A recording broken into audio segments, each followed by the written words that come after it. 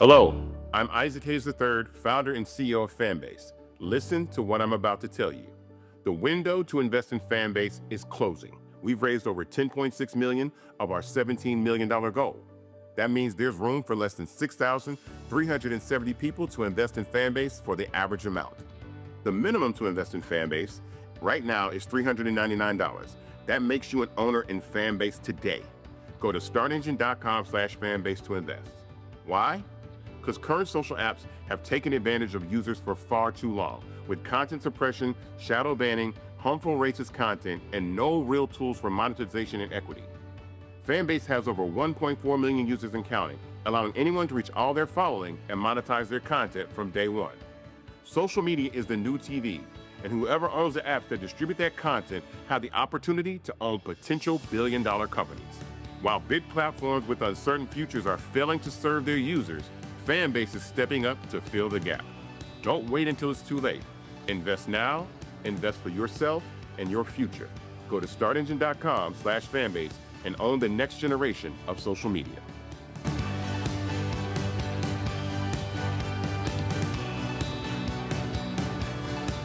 Folks, Black Star Network is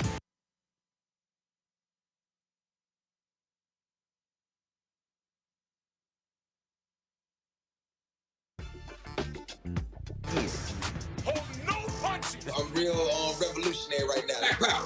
Support this man, Black Media. He makes sure that our stories are told.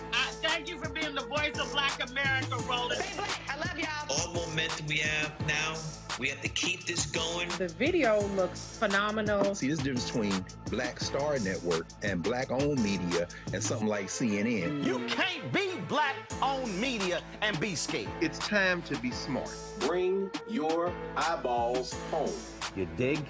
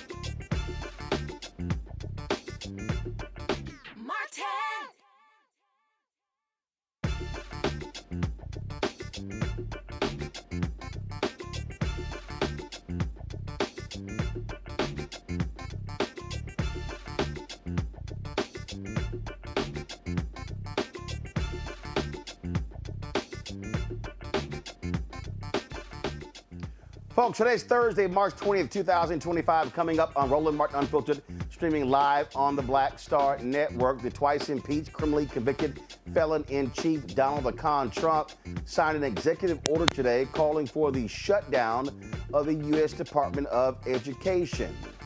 His signature doesn't mean much since abolishing a federal agency requires an act of Congress. But it certainly has ramifications, and we'll talk about those. North Carolina's intermediate level appeals court will hear arguments about the still unsettled November election for a state Supreme Court seat. The Republican lost, and he simply can't accept the fact that Democrat Allison Riggs won.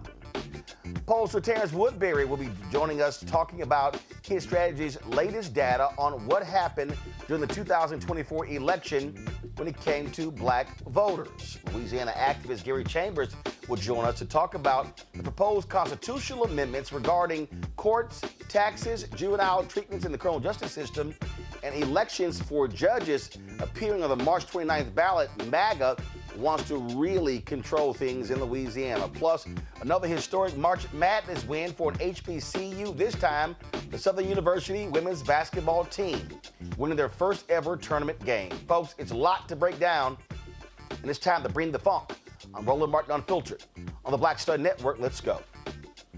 He's got it. Whatever the miss, he's on it. Whatever it is, he's got the scoop, the fact, the find. And when it breaks, he's right on time and it's rolling. Best believe he's knowing. Putting it down from sports to news to politics. With entertainment just for kicks, he's rolling. It's on go, roll, roll, y'all. It's Roland Martin, yeah. Rolling with Roland now. He's funk, he's fresh, he's real, the best, you know he's Roland Martin now.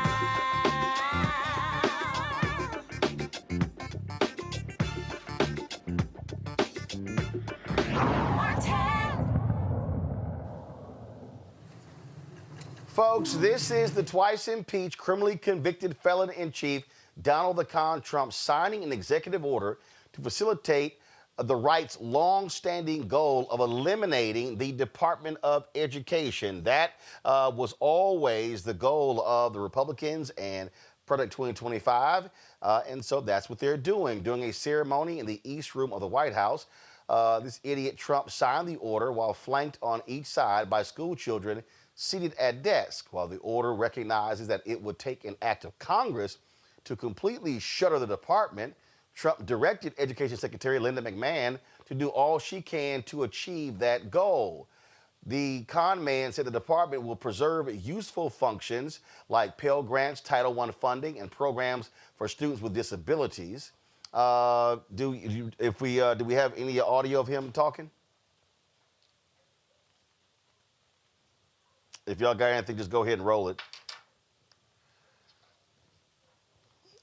All right, so here's the deal. They're going to sit here, and what they're doing is, again, they want to completely gut the department. They've already laid off half of the employees. This is what they have always done and what they want to do.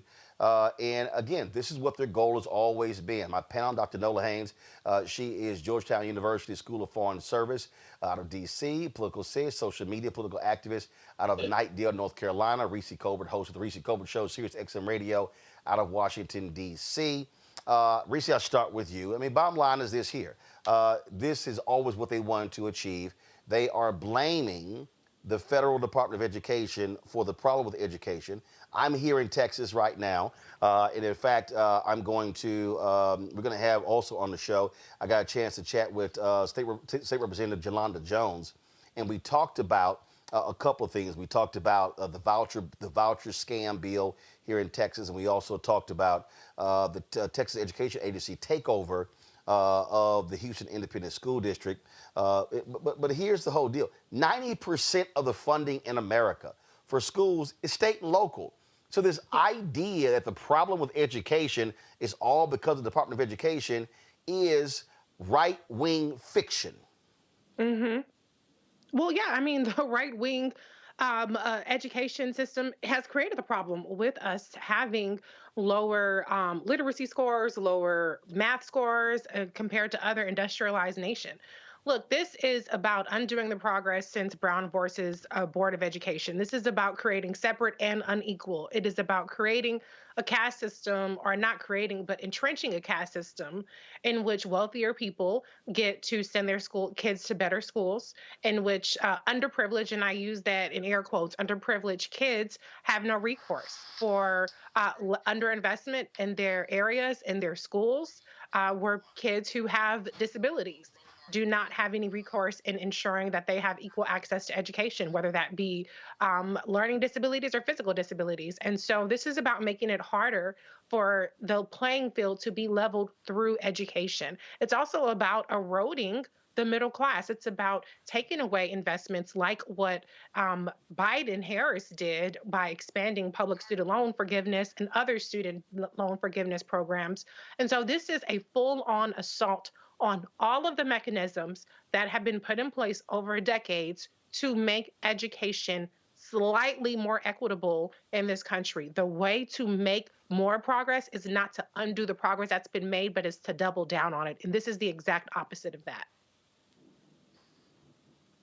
Nola, people really need to understand, and again, all of these crazy, deranged people on the right, they literally have no clue. They don't even understand that the states that benefit the most from the Federal Department of Education are red states like Tennessee, South Carolina, Mississippi, Alabama, Arkansas. So they just want to just go ahead and cut their noses off to spite their face. Ooh, I am burning up about this issue. I knew it was coming. It's here. You know, as an educator, this is definitely something that my chats have been going off about all day. But I've been thinking a lot about this in that same context, Roland, but also in the context of politics. Last night I did a live and I had a question asked about what is a populist? What does populism mean? And what does it mean when people say that Donald Trump is a populist? Basically, at the end of the day, it benefits a populist, wannabe dictator, wannabe autocrat to have an uneducated permanent class. That benefits him. MSNBC did some interesting polling today around white voters. And to no one's shock, most of Trump supporters were white males who were uneducated. That shocks no one. And while more white women do not support Donald Trump, the ones that do have not received, at the very least, a four-year degree. So this is all part of the playbook. There's nothing new here. Donald Trump is not reinventing the wheel. And it's very easy to convince people that those coastal elites, those Northerners, and I can't tell you how many times I've been hearing that lately. I feel like I've been transported in some sort of time machine and we've gone backwards in time. Like people actually using terms like Yankees and Northerners. What? Where are we? But anyway, my point is they are genuinely convinced that education that we are the permanent enemy, and somehow that they are in on something, that they know something that we don't know, that they have the authentic information that we do not have. All part of a larger scheme. It's not a shock to no one, but it really is the populist autocratic dictator playbook. It benefits them to have a very undereducated base. And to Reese's points, absolutely, this is also about undoing everything that had anything to do with civil rights. Political sis, you're North Carolina, and the same thing. We talk about education, resources, oversight, the ability to be able to collect data. That's the other thing. They don't want to collect data. So when you talk about inequities, when you talk about the issues that we have, when you don't have the data, then you don't even know what the hell is going on. You don't even know how do you achieve parity, because they don't want that. They just sort of throw out these phrases. We're just going to send the money to the states. But these same states, these right-wingers, they don't want the data. They don't want to be able to know what the inequities are. And what we do know here in North Carolina, 1.6 billion of federal funding from the Department of Education comes here. And we know that affects kids for Title I, IDA, kids with disability. And we also know that the kids that are going to be affected the most by all of this is kids that live in rural areas. That is the data that we have right now. So also don't forget about federal loans, grants. So we're talking about community colleges. We're also talking about how this is going to impact teachers on a community college level, which I work at a community college. So I think I want to go back. I may be moving too far ahead, but when Chuck Schumer, what he did, this is why I say, with all due respect, let the motherfucker burn. That's how I look at it. Because we have said this is what's going to happen. It is going to impact us the most.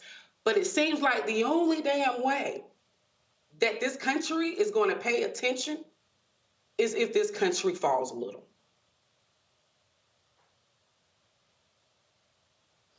Well, listen, people need to understand what is going on. This is going to continue. There's going to be more of this. And I'm going to say it again, Reese, and I don't care what anybody says. We understand. We know what's going on. Black people are very clear. White folk are going to have to get pissed off and outraged for them to understand what's really at stake. Because there was an analysis done on MSNBC. 71% of the electorate in the 2024 election, and we're going to talk about this with Terrance Woodbury, 71% of the 2024 electorate was white.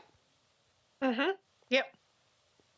Well, and they are starting to get pissed off, but the question is, will that translate into a change and a shift in voting patterns? Will that cause some of them to stay home if they can't hold their nose and vote for Democrats? Will that cause some of them to shift in the way that people like to pretend like Black people shifting from the Republican Party to the Democratic Party was all some mindless zombieism that we were infected by, as opposed to an act of self-preservation? What the Republicans have shown, and I've said this many times, is that they are waging war on white people. Black people are the byproduct. We are the collateral damage of it. But this is really about redistributing wealth. It is about cutting off the ability to that ability to climb the ladder, the income ladder, the educational ladder, because it's more of them than there are of us. And this is going to impact states where we're not very well represented in. Black people ain't in but 6, 7, 18 places, okay? And we have a big ass country where there are not us in those spaces that are going to be harmed. As Political said, rural areas are going to be impacted. And yes, we know we have Black people in rural areas, but a lot of this country is rural and very, very white. The Appalachia is very, very white. And so when they realize that they have to stop selling our civil rights, meaning Black people and people of color civil rights and LGBTQ people civil rights, down the river so that they can feel like they have some more power and authority,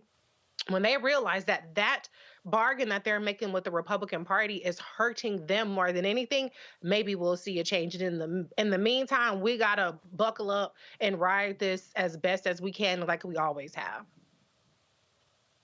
Political says you're seeing that in North Carolina.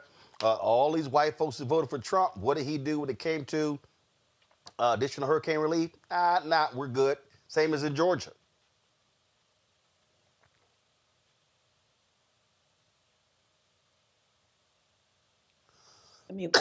You're on mute. You're on mute. I'm so sorry. And he's ready to slash there you go. Funding now when it comes to hurricane funding. He's ready to slash that right now. I know our governor, Josh Stein, just signed a bill that is directing money towards hurricane victims because we're still suffering from that. But yeah, it's going to be a great impact. They do not see it yet. Some are seeing it, but like Reese said, it's a matter of how many people, how long is it going to take? And with all due respect, when I say let this shit just fall, because they don't get it. They still think here in North Carolina, which is a purple state, they still think that it's going to affect us the most. Like Reese said, in rural areas, the majority of people that live in rural areas are white, poor white folks, who a lot of them don't have transportation, by the way. So good luck with private schools on getting your children there. Well, folks need to understand you are seeing the destruction of civilized society. This is all about oligarchs. It's all about the rich. It's all about billionaires. It's all about white suburban communities, and folks had better understand that as best as they can. Got to go to break. We come back. We'll talk more about how MAGA is destroying America. That's next right here on Roland Martin Unfiltered on the Black Star Network.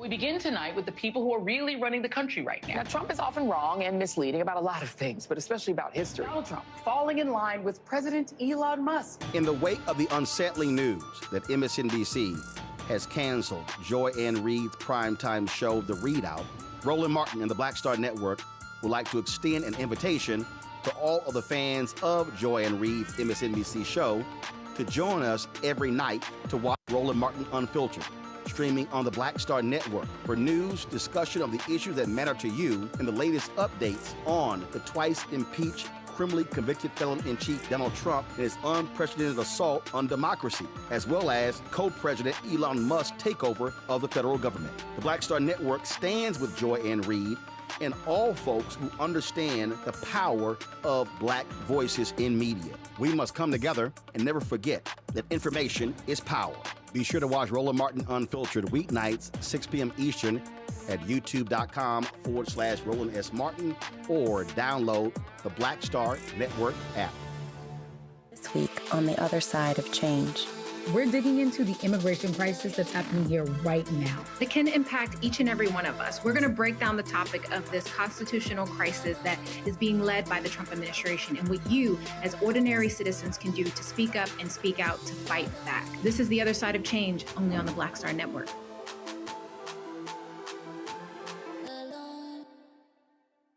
Now that Roland Martin is willing to give me the blueprint, hey, Cyrus, I need to go to Tyler Perry and get another blueprint because I need some green money. The only way I can do what I'm doing, I need to make some money. So you'll see me working with Roland. Matter of fact, it's the Roland Martin and Cheryl Underwood show. Well, should it be the Cheryl Underwood show and the Roland Martin show? Well, whatever show it's going to be, it's going to be good.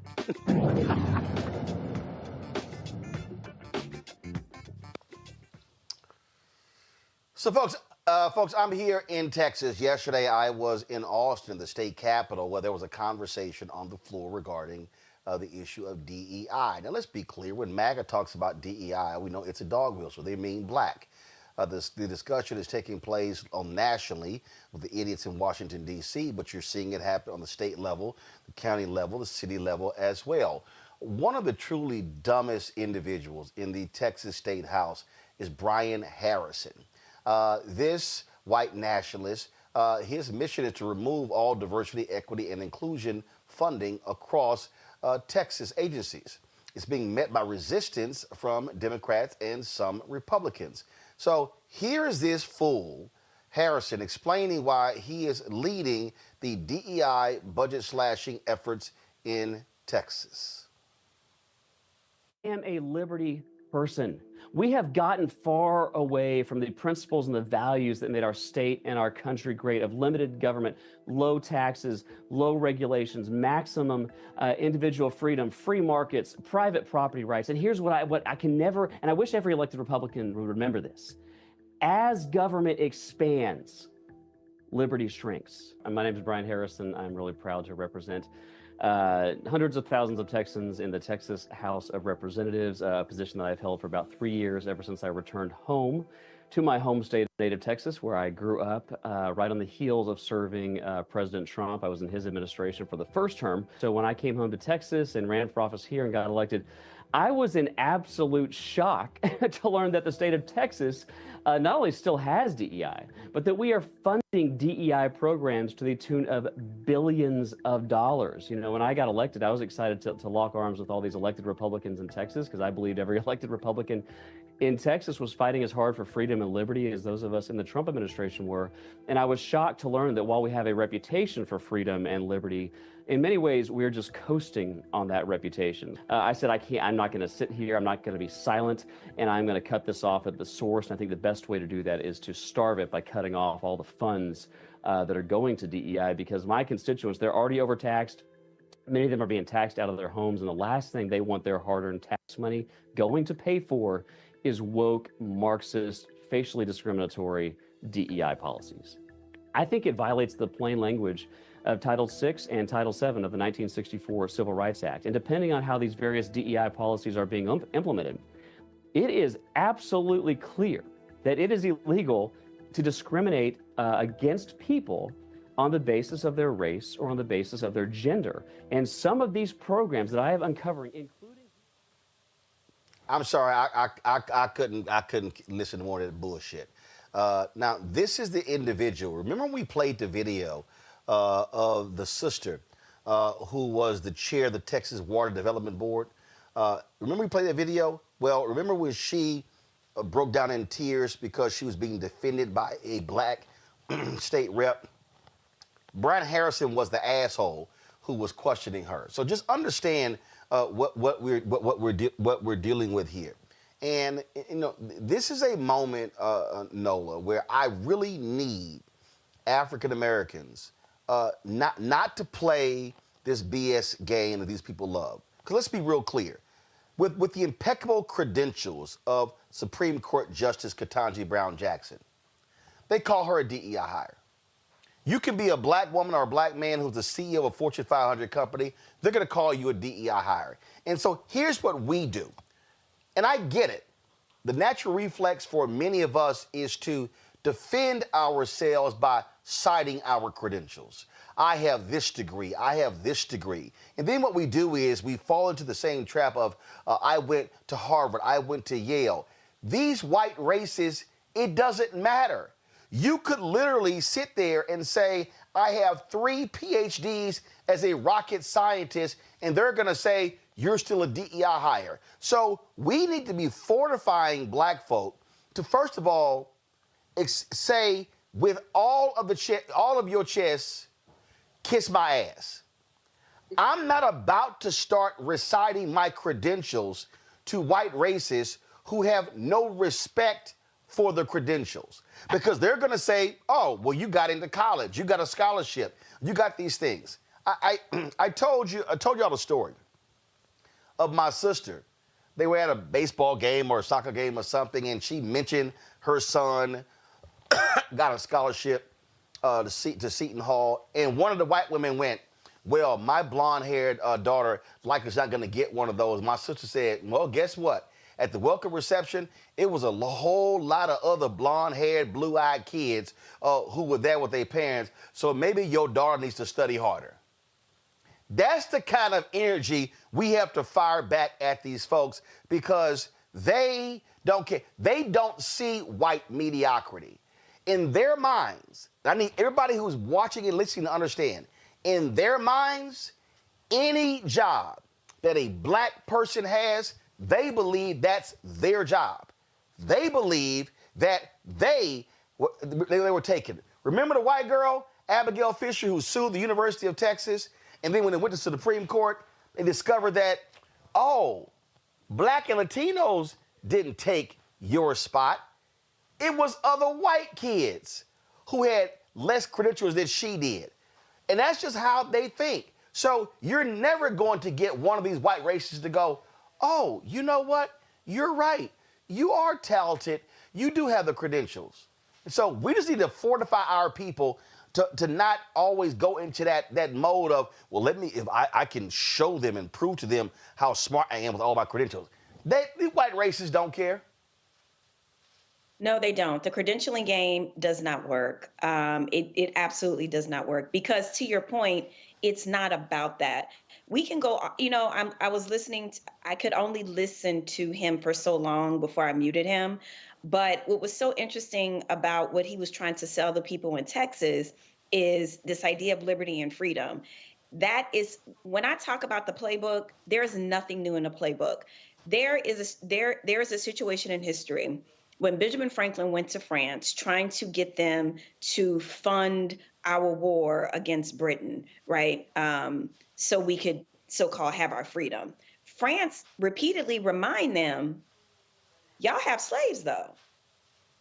So this idea of freedom and liberty has never applied to anybody here that looks like us. We have never been included in that, right? So freedom and liberty to them means to operate with without impunity.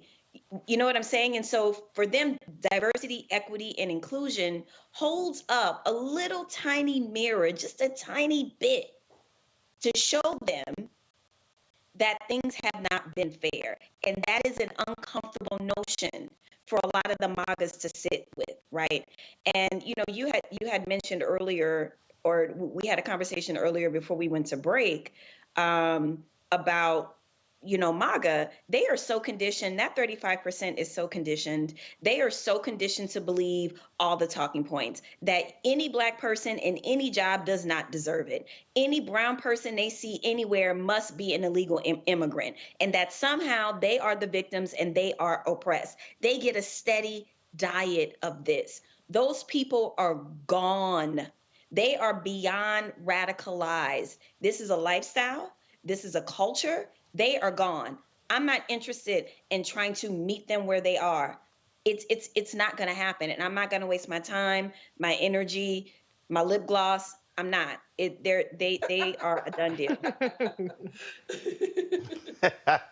Political says, I referenced this NBC poll a little bit earlier, and they talked about where white voters stand, and the group that loves Donald Trump the most are white men with no college degrees. The second group that loves him are white women with no college degrees. Now, white men with college degree, it's like +1 or +2%, but the group that hates him the most is really white women with a college degree. When you talk about DEI, guess what? White men with no college degree, number one, who wants to get rid of it. White women with no college degree, number two. In a large number, white men with college degrees wants to get rid of it.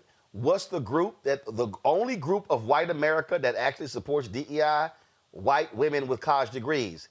Because white women with college degrees have been the greatest beneficiary of affirmative action programs. But here's the thing that I find to be interesting, political sis, and maybe you, so we got an all-female panel here. Can y'all help me out? I don't see a lot of these white women defending diversity, equity, and inclusion. Do y'all? Well, let's keep in mind, it is a lot of... Oh, go ahead. I'm so sorry. Go ahead, Reese. Oh, no. It's you. You're up next. Okay. Political sis, go ahead. You have white women who... I think their focus is they just want to focus on their husbands, right? Forget about me, because like you said, it's the majority of white women who focus on keeping DEI, or white women with education, right? So, when you look at the people who came out and voted for Trump a lot was white women in rural areas. That's what we saw in North Carolina, right? And these women walk around here with no damn teeth in their mouth, oxygen tanks and shit, worrying about their husbands. And their husbands, by the way, are veterans, right? They're veterans who now they're finding out, guess what? Their asses benefited from DEI. So again, it goes right back to letting that damn ship sail. Go down. Reese, Reese, bottom line is here. These attacks on DEI are about attacking the economic independence, if you will, and the economic infrastructure of Black America. That's what this is all about. 100%. First of all, fuck them. We ain't got to explain our credentials to them. They'll never be satisfied anyway. But we are obligated to correct the record. So when this fuckface Harrison is saying that $1 billion is spent on DEI, it's not $1 billion spent on DEI. When there are contracts that have DEI provisions, which, by the way, as you pointed out, Roland, tend to go to white women, because white women are considered minorities, so women own businesses and things like that. That is a provision, but the services rendered are not DEI services. If a white woman has an asphalt laying company, or a Latino business lays roofs, or a Black business is providing engineering services, those are not DEI services. Those are standard services provided by people who are not white men. So to your point, Roland, this is about attacking the leveling of the playing field. This is about the fact that these white folks do not believe that any of us should have anything. They really don't believe that each other should have anything. They just believe that they alone should have the resources. So it's not even about that they want white people to get ahead. They want to get ahead because when white people are given the opportunity to support their own brethren and sisterin with health care, expanding Medicaid being one of those things, with shoring up Social Security, with environmental protections, with higher minimum wage, they still give their votes to Republicans. So it's not even just a matter of they don't want us to have anything, they want to keep everything for themselves. And I don't think that's a problem we can solve, but we can correct the record. Nola? It is an economic situation. And it's an economic situation. And it's also the fact of how dare we shouldn't be having this conversation. A Black man shouldn't have his own network. I shouldn't have my PhD. Reese shouldn't have her own show. Politics Sis shouldn't be here. It is this correction of a record that they believe that they have been aggrieved probably since the Civil War. There's been some very interesting kind of migration tracking that's been going on, talking about how the white Southern migration, how we had a lot of those folks on the West Coast, like in Colorado and all those different places, you know, during the gold rush and all those different things. And so how you have a lot of those sentiments that didn't creep northern, but they crept more westward, and how we are having a resurgence of this kind of, we got to get the South back kind of mentality. And then you have these people that are kind of like spread all throughout the country, and then also in the middle part of the country. And it's this resurgence of whiteness that goes all the way back to civil rights days, where a bulk of them truly believe that we still belong in chains. So dismantling diversity, equity, and inclusion, dismantling critical race theory, weaponizing wokeism has everything to do with what that congressperson was talking about in Texas about their concept of freedom and liberty. So to say that it's an economic argument, absolutely it's an economic argument in that they blame us for getting our freedom and messing up their cotton, messing up their generational wealth. So how dare we want to equal or level the playing field on in any regard, because they don't believe that we're supposed to be here at all anyway in the first place. Well, folks, we often talk about we often talk about the results of voting or not voting. And we show this over and over and over again. And when we talk about what's happening in the nation's capital, Black turnout actually went down. There were people who decided to stay at home. We talked about that story in the New York Times where they talked to a 39-year-old Black woman in Milwaukee, battleground state, who said, well, I thought Trump was going to win, so therefore I just didn't vote. But now she's a teacher aide, now she's complaining. So of course they're shutting down the Department of Education, or trying to, which is going to impact her. But she actually chose not to vote because, well, she just thought that he was going to win. Louisiana, same thing. Significant number of Black people, a massive Black population in Louisiana. And a lot of those folks didn't vote. And that's how MAGA Governor Jeff Landry, who was previously Attorney General, that's how he won. So guess what? In 9 days, voters in Louisiana have another election. They're going to decide on 4 proposed constitutional amendments for the state constitution. The changes concern the courts, taxes, juvenile treatment in the criminal justice system, and elections for judges. Activist Gary Chambers joins us right now from Baton Rouge. Gary, glad to have you here. Before we walk through, again, these amendments, and we know what happens. This is what some call an off election. And so these things typically pass because there is absolute small turnout. Are you seeing any signs that Black people in Louisiana are waking the hell up? Well, thank you for being a part of this conversation. As always, Roland, you are elevate our voices here in Louisiana. But yes, I just finished a statewide tour with the Power Coalition going to Shreveport, Lake Charles, the river parishes, New Orleans, and my hometown of Baton Rouge to stimulate the conversation around these taxes, around this juvenile justice amendment that would allow more juveniles to be incarcerated as juveniles in the adult penitentiary. Not a single one of these policies is a benefit to the people of this state. And we have been moving the conversation to make sure that people knew about it. I hope that if a sleeper election gets 5 to 10% more people to show up that say no to all 4 of these amendments, that before the legislative session starts, that'll send a message to the governor and the legislature that these policies are not the direction that the people in this state desire to go in. And let's be clear, Jeff Landry wants to lock up more black people. And when he was Attorney General, didn't he want to release or make public the juvenile records of folks in it was only 2 counties, the largest 2 black counties in the 2 parishes, largest 2 black parishes in the state? Absolutely. There was a policy that he was pushing as Attorney General as well as governor. In his first special session, he already made it, passed laws and signed into law more policies that would allow juveniles to go from juvenile penitentiaries to adult facilities. He is building more juvenile prisons as we speak. There's putting millions of dollars to the side to build juvenile detention facilities.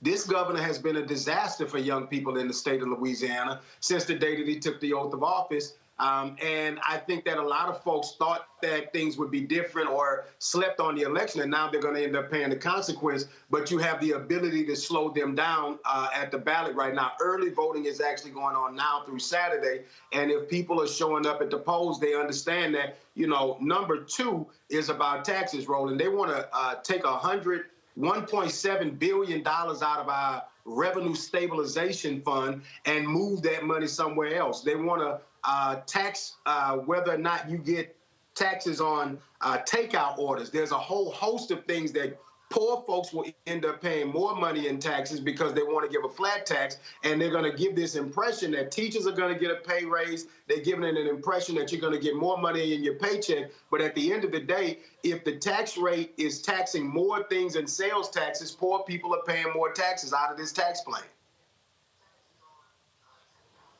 All right, so walk us through these 4, and from your point of view, how should voters, especially black voters, be voting on each one of these constitutional amendments? Just take us through 1 through 4. So number 1, Roland, is about out-of-state lawyers being able to be penalized by the judiciary system here in Louisiana, allowing the state Supreme Court here in Louisiana to penalize out-of-state lawyers. That would be a problem for people like Ben Crump and Lee Merritt if people decided they wanted to make bar complaints against them as they come in and fight on cases like the Ronald Green case and other cases for civil rights that folks have been involved with trying to bring justice in this state. Constitutional Amendment number 2, and to be clear, on number 1, if you are an out-of-state lawyer and you violate our policies, there's already a procedure to go through to penalize those lawyers. Number 2 is a complete restructuring of our tax system here in Louisiana. Now, we do have a broken tax system here in the state of Louisiana. We have the highest sales taxes in the country, but this would give us a reduction in income taxes in some ways, but that reduction would end up in higher sales taxes than we already have. And we know that people who are poorer or have less money will be impacted by that more. So if you make $350,000 a year and this tax plan goes into place, you may not feel anything other than more money in your bank account. But if you make $50,000, $60,000 a year and they're taxing your takeout services, they're taxing your subscriptions, they're taxing more things, these things will cost you more money in the end because of the sales tax that's attached to what is going on. The other aspect of this is there's a myth in this plan where they're saying that teachers are going to get a pay raise. Well, the reality is it's a stipend that they're making permanent. It's not a raise or any extra money that teachers are going to get, but they're using that as a way to try to manipulate teachers into supporting this, when at the end of the day, they're moving protected funds into a different category in K through 12 education. Number 3 is extremely egregious, Roland, because number 3 gives the ability to give more penalties that they will incarcerate juveniles for. Now, if you're a juvenile and you commit murder, rape, or certain violent crimes, you already will be charged as an adult. This would take the Constitution and allow them to take those charges out of the Constitution. And so if a kid is at school, the kid happens to pick up his friend's cell phone, they say they stole a cell phone, a kid steals a cell phone, that kid could be then charged as an adult for a $500 theft in any situation, depending on the parish that you're in. And so looking at communities like where I'm from in Baton Rouge, you may have, in New Orleans, you may have somebody who's more progressive. But if you are in Ouachita Parish, if you are in Rapides Parish, if you are in Plaquemines Parish, Louisiana, those outcomes may be different for you when you encounter the judicial system, and those kids can end up in the Angola Penitentiary.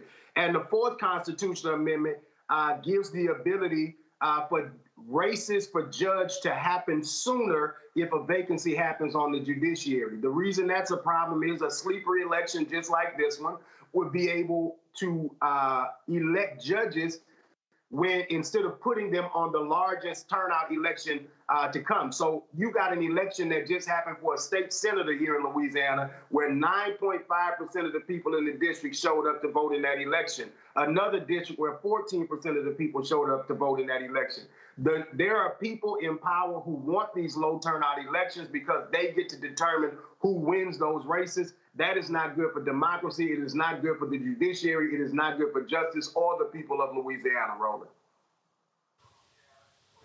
Questions for my panel. Political Sis, you're first.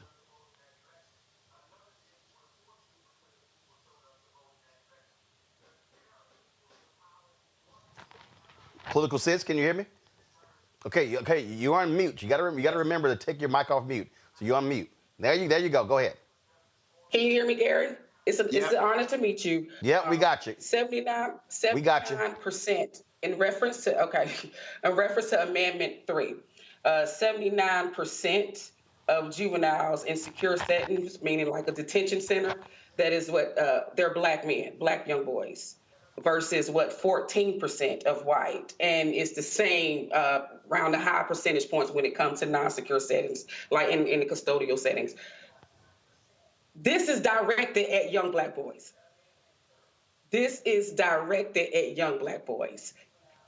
How can we get this message out to our black folks in Louisiana? And sorry about the mute button. Well, this is a part of the conversation for us. That's why we did these town halls all over the state. That's why we're glad Roland is here. I saw Sheriff Susan Hudson in New Orleans at the Super Sunday this last Sunday, talking to thousands of people in New Orleans about the need to get out and vote in this election. People are sounding the alarm that this is happening. We just need as many people around the country helping echo that so that people in this state pay attention to what's going on. We believe that this is a critical juncture for us as a community, as a state, because this is the opportunity to reject the policies that this legislature continues to try to jam down our throats. We know that this will target young black men. And listen, as somebody who was expelled in the 3rd grade, the 5th grade, the 6th grade, and the 7th grade, if it wasn't for a village who was there to surround me and support me, I would not be here. If these policies were in place in Louisiana when I was 12 years old, then I would have ended up deep in the justice system, and who knows where my life would have ended up. And so this is personal for me because I wasn't a good, rosy kid. I was one of the kids who got in trouble and got put out of school, who today is somebody better in my community because there was a village to love me. Thank you. Nola. Thank you, Gary. Thank you so much for doing this work. It's so important. And, you know, being born and raised in New Orleans, and especially under the Morial regime, I'm a political scientist today because I came up in that environment where people were active and engaged in politics. So my question to you, and I've been wanting to have this conversation with you for a very long time, is about demographic shift and change. As we've been having this conversation about why people have become disinterested in voting in Louisiana, which, again, growing up, my experience was so different. And every time I go home and I talk to friends and I see the neighborhood shift, you know, you see the changes. The 6th ward, the 7th ward don't look the way that it used to, you know. And you will hear people talk about Hurricane Katrina being this turning point, in that I know in my own family, a lot of people left, right? Because the city just completely just fell apart. We couldn't trust our politicians. Crime, escalated, all these different things. Is some of this what we are seeing, this kind of apathy regarding voting? Does it have something to do with demographic shift? Because I've really been trying to figure out, like, what was that major shift from the 80s to now?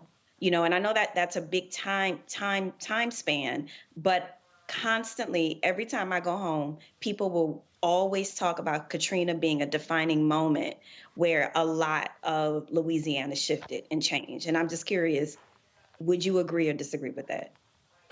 I think that is an interesting perspective. I definitely think that demographic shifts impact the culture of the vote at the time. It definitely impacts who's stimulating the conversation and how that moves. I think we have enough Black folks in this state that we could be turning out. What I think impacts us the most is a level of disenchantment that turns to resentment, and that resentment turns to apathy. If my elected leaders continue to ignore the issues that are most important to me, the same way Chuck Schumer is ignoring the majority of his base right now, saying that they want to see a fighter, then the only way a voter can make a politician pay is not to support them, to support another candidate, or not to show up. If they feel like you aren't showing up for them in a meaningful way, then why should they show up to vote? And there's a lot of people who feel like government is not impacting my life in the ways that I would like to see it. So therefore, I am not going to participate in the process that is not benefiting me. Now, is that a perspective that is beneficial to us as a collective? No, because there's a whole host of things that government is doing that we need to be we need to be consistently fighting to make sure this stays in place, such as our civil rights that are now being eroded away. However, for young people who have no connectivity to a lot of these things, and for people who are disconnected from the process, civil rights are not the number one issue for them. Economic rights are. And we are not, as a collective, putting a grip on an economic policy for our community in a way that I think makes them bite the bullet and show up. Reese. Thank you. Gary, I appreciate the work that you do, and you're the name I always invoke when I talk about how we have the capacity to make the difference in these elections. Can you talk a little bit about the amendment around the judiciary and how this is part of a pattern we're seeing around Republicans to take away the self-governance, the ability to have a judiciary actions be influenced by electeds that people are electing locally, as opposed to statewide or appointed judiciary oversight, that this amendment would help, shift the balance of power away to.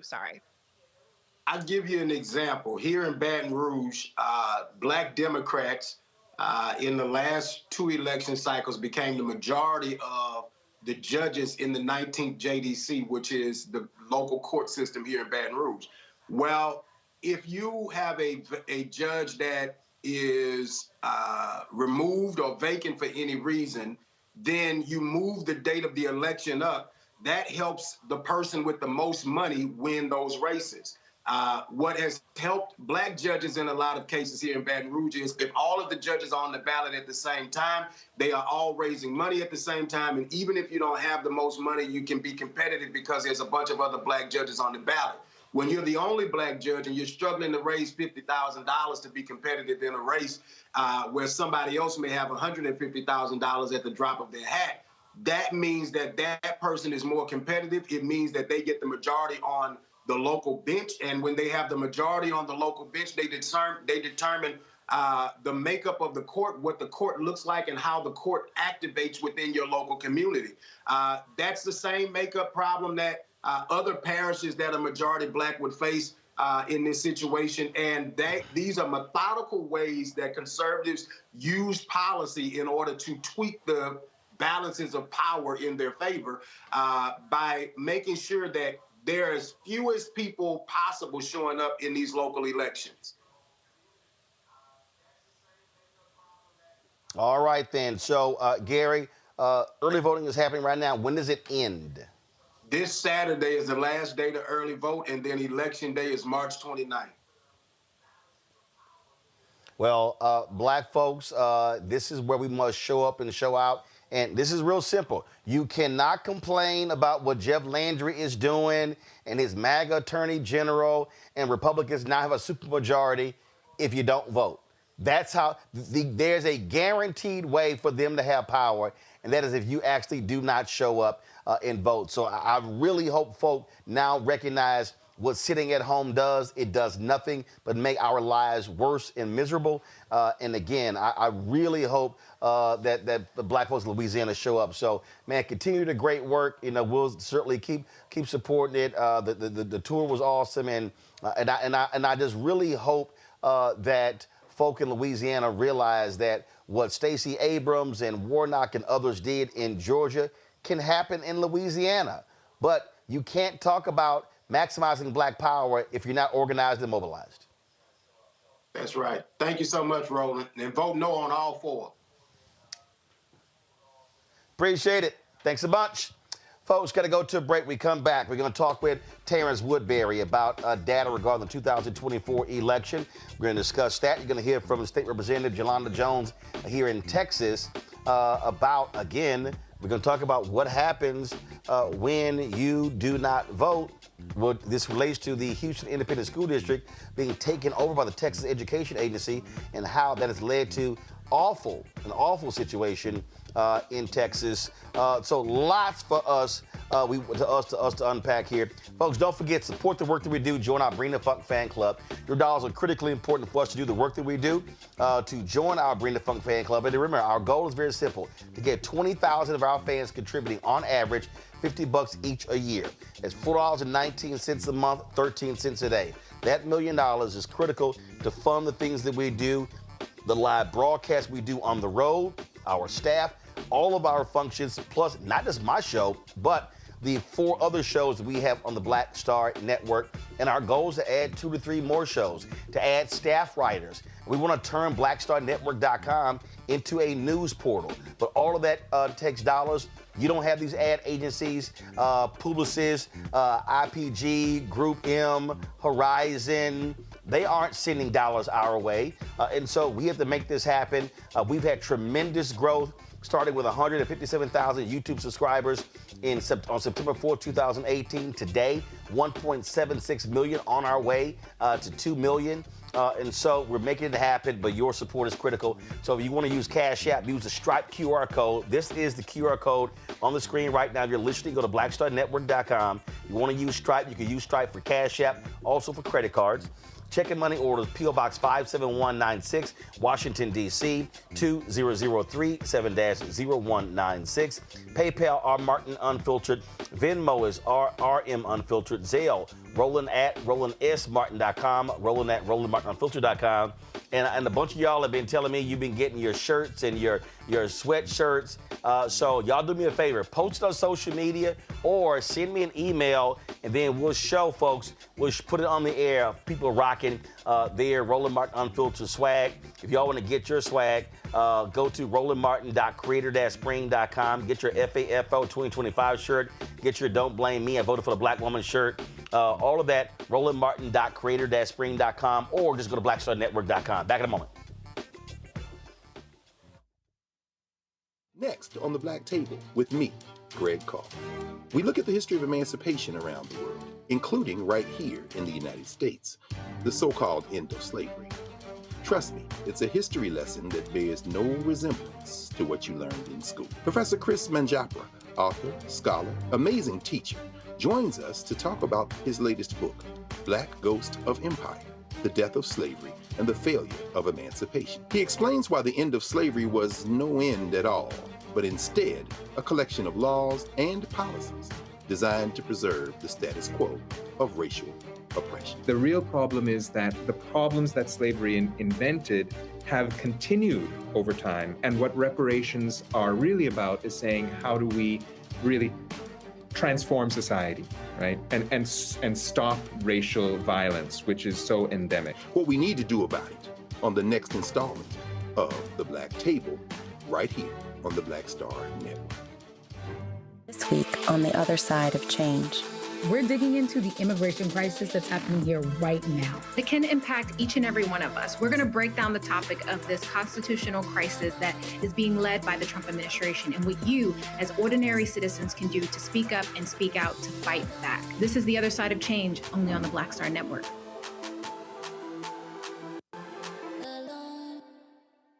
Hello, I'm Jamia Pugh. I am from Coatesville, Pennsylvania, just an hour right outside of Philadelphia. My name is Jasmine Pugh. I'm also from Coatesville, Pennsylvania. You are watching Roland Martin Unfiltered. Stay right here.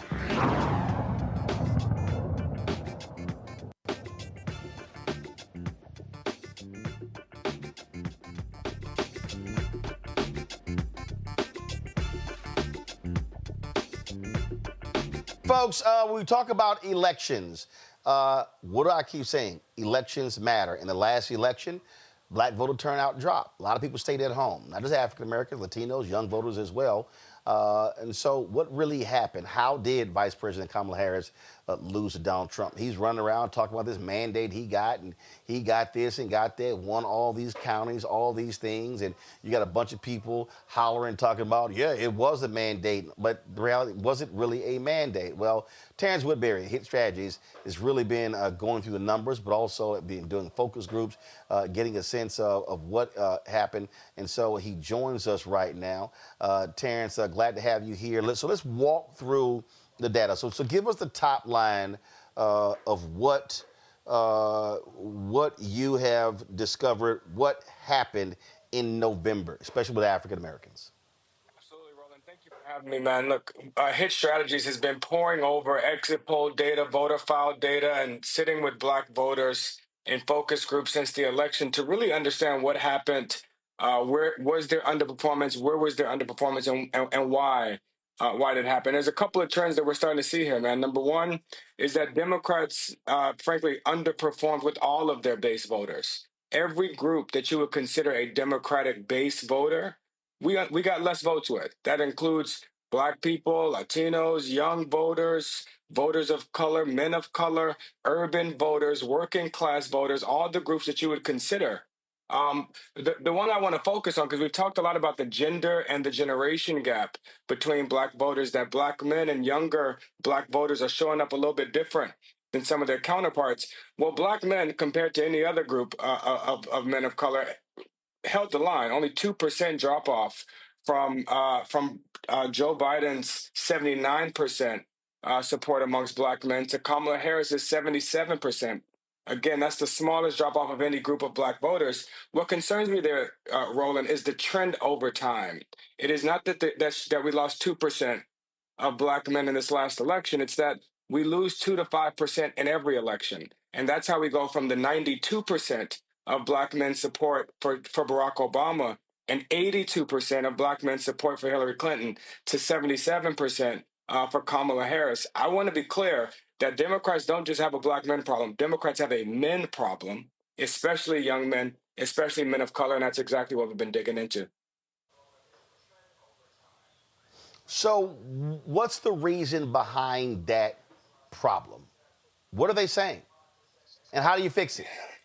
Yeah, so there's a couple of things that we're seeing here, and these are trends we've been lifting for quite a while. The first is that on some of these social issues, Roland, we are discovering that Democrats really don't know how to talk to black folks about issues of gender, sexuality, race, the role of gender in society. In fact, I just want to show you read you some of the poll numbers here.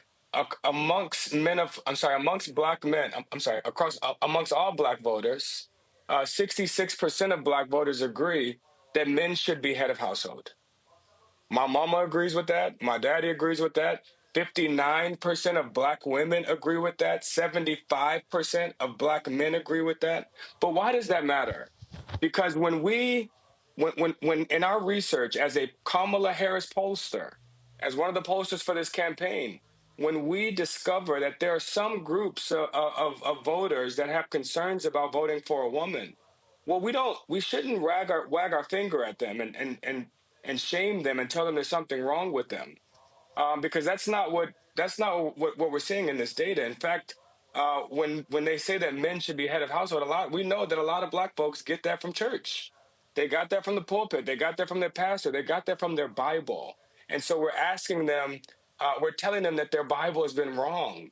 And so instead, what we need to do is offer an alternative vision of society where gender roles are evolving and where there is absolutely a role for men in it. And that not all masculinity is toxic. But what is that non-toxic masculinity that we're embracing on the left? What does that look like? How do we demonstrate examples of it? And how do we make black men feel like they're a part of it? So Gavin Newsom has this podcast where he recently broke from Democrats when it came to the issue of transgender. Donald Trump, MAGA, was highly successful last year in running, more than $200 million in ads, specifically dealing with transgender surgeries for inmates, but also, as they frame it, men playing women's sports. And I can tell you individually, I heard from black men who were very supportive of Vice President Kamala Harris, very supportive of Democrats, who were like, yo, they're right. And what a lot of people don't understand, and let's be clear, the Harris campaign blew this off like it was no big deal. In January, February, and March, MAGA, the MAGA PACs were running these ads on black radio stations in Detroit, in Atlanta, and other places. They were essentially testing the ground. They came back awesome. What then happens? That clip of Charlemagne and DJ Envy saying, I don't want transgender prisoners getting surgeries, was the second most effective ad out of all the ads that Trump and MAGA ran. So what does your data say on that issue? Because a lot of Democrats, let's just be clear, coming out of Black Lives Matter, I heard people say, yo, how has this become such a dominant issue? Is that also one of the cultural issues you're seeing show up in your research? Yeah, that's exactly right, Roland. I'm glad you brought this up because there was some misperceptions about that trans ad. I'm glad you described it the way you did because a lot of people remember that very famous tagline, she's for them and they, and I'm for you.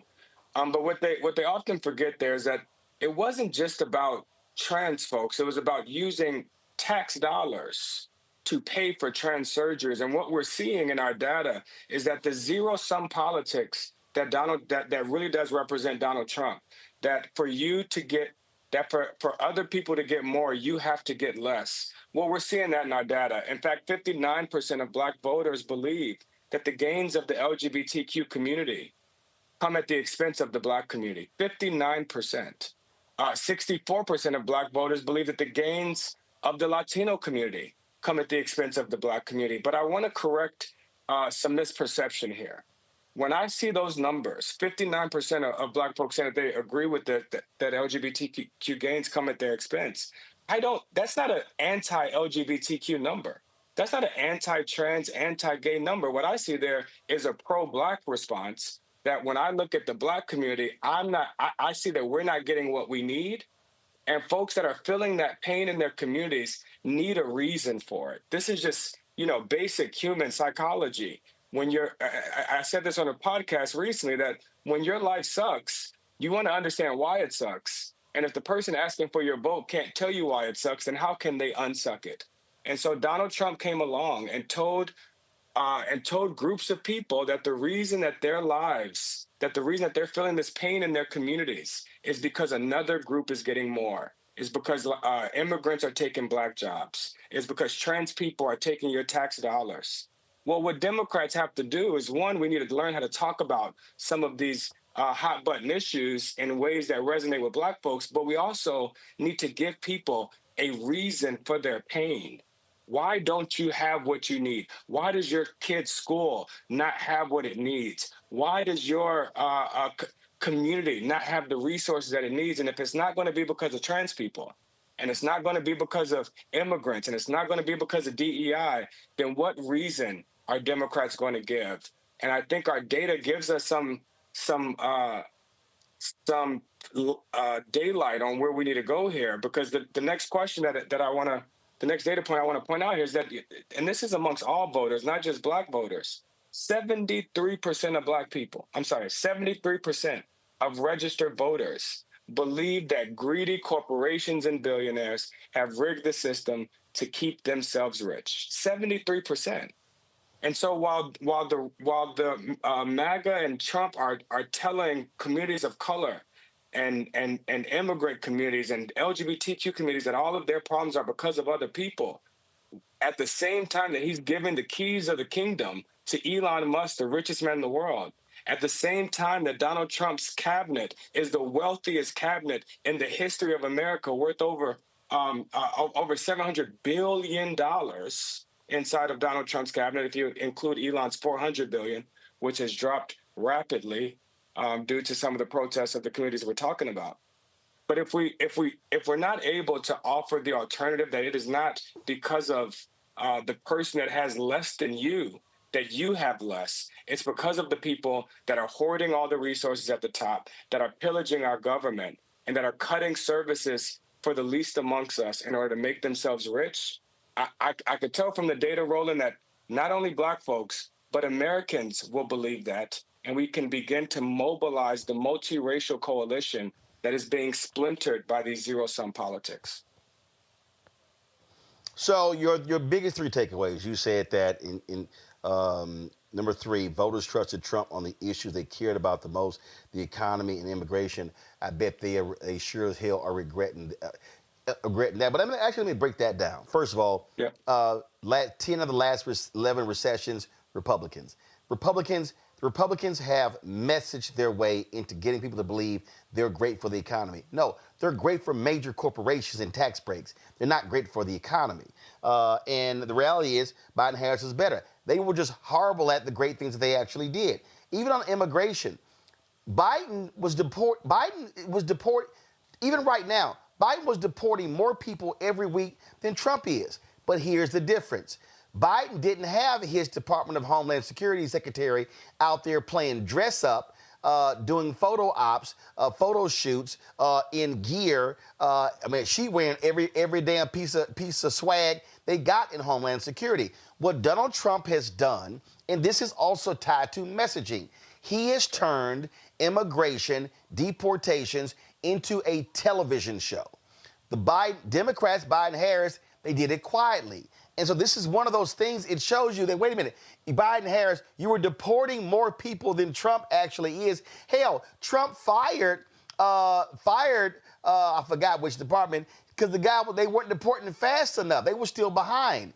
But the difference is they are showing it, they are messaging what they're doing, whereas Biden-Harris did not.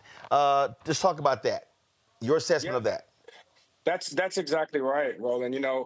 Democrats really have to get into the game of political theater.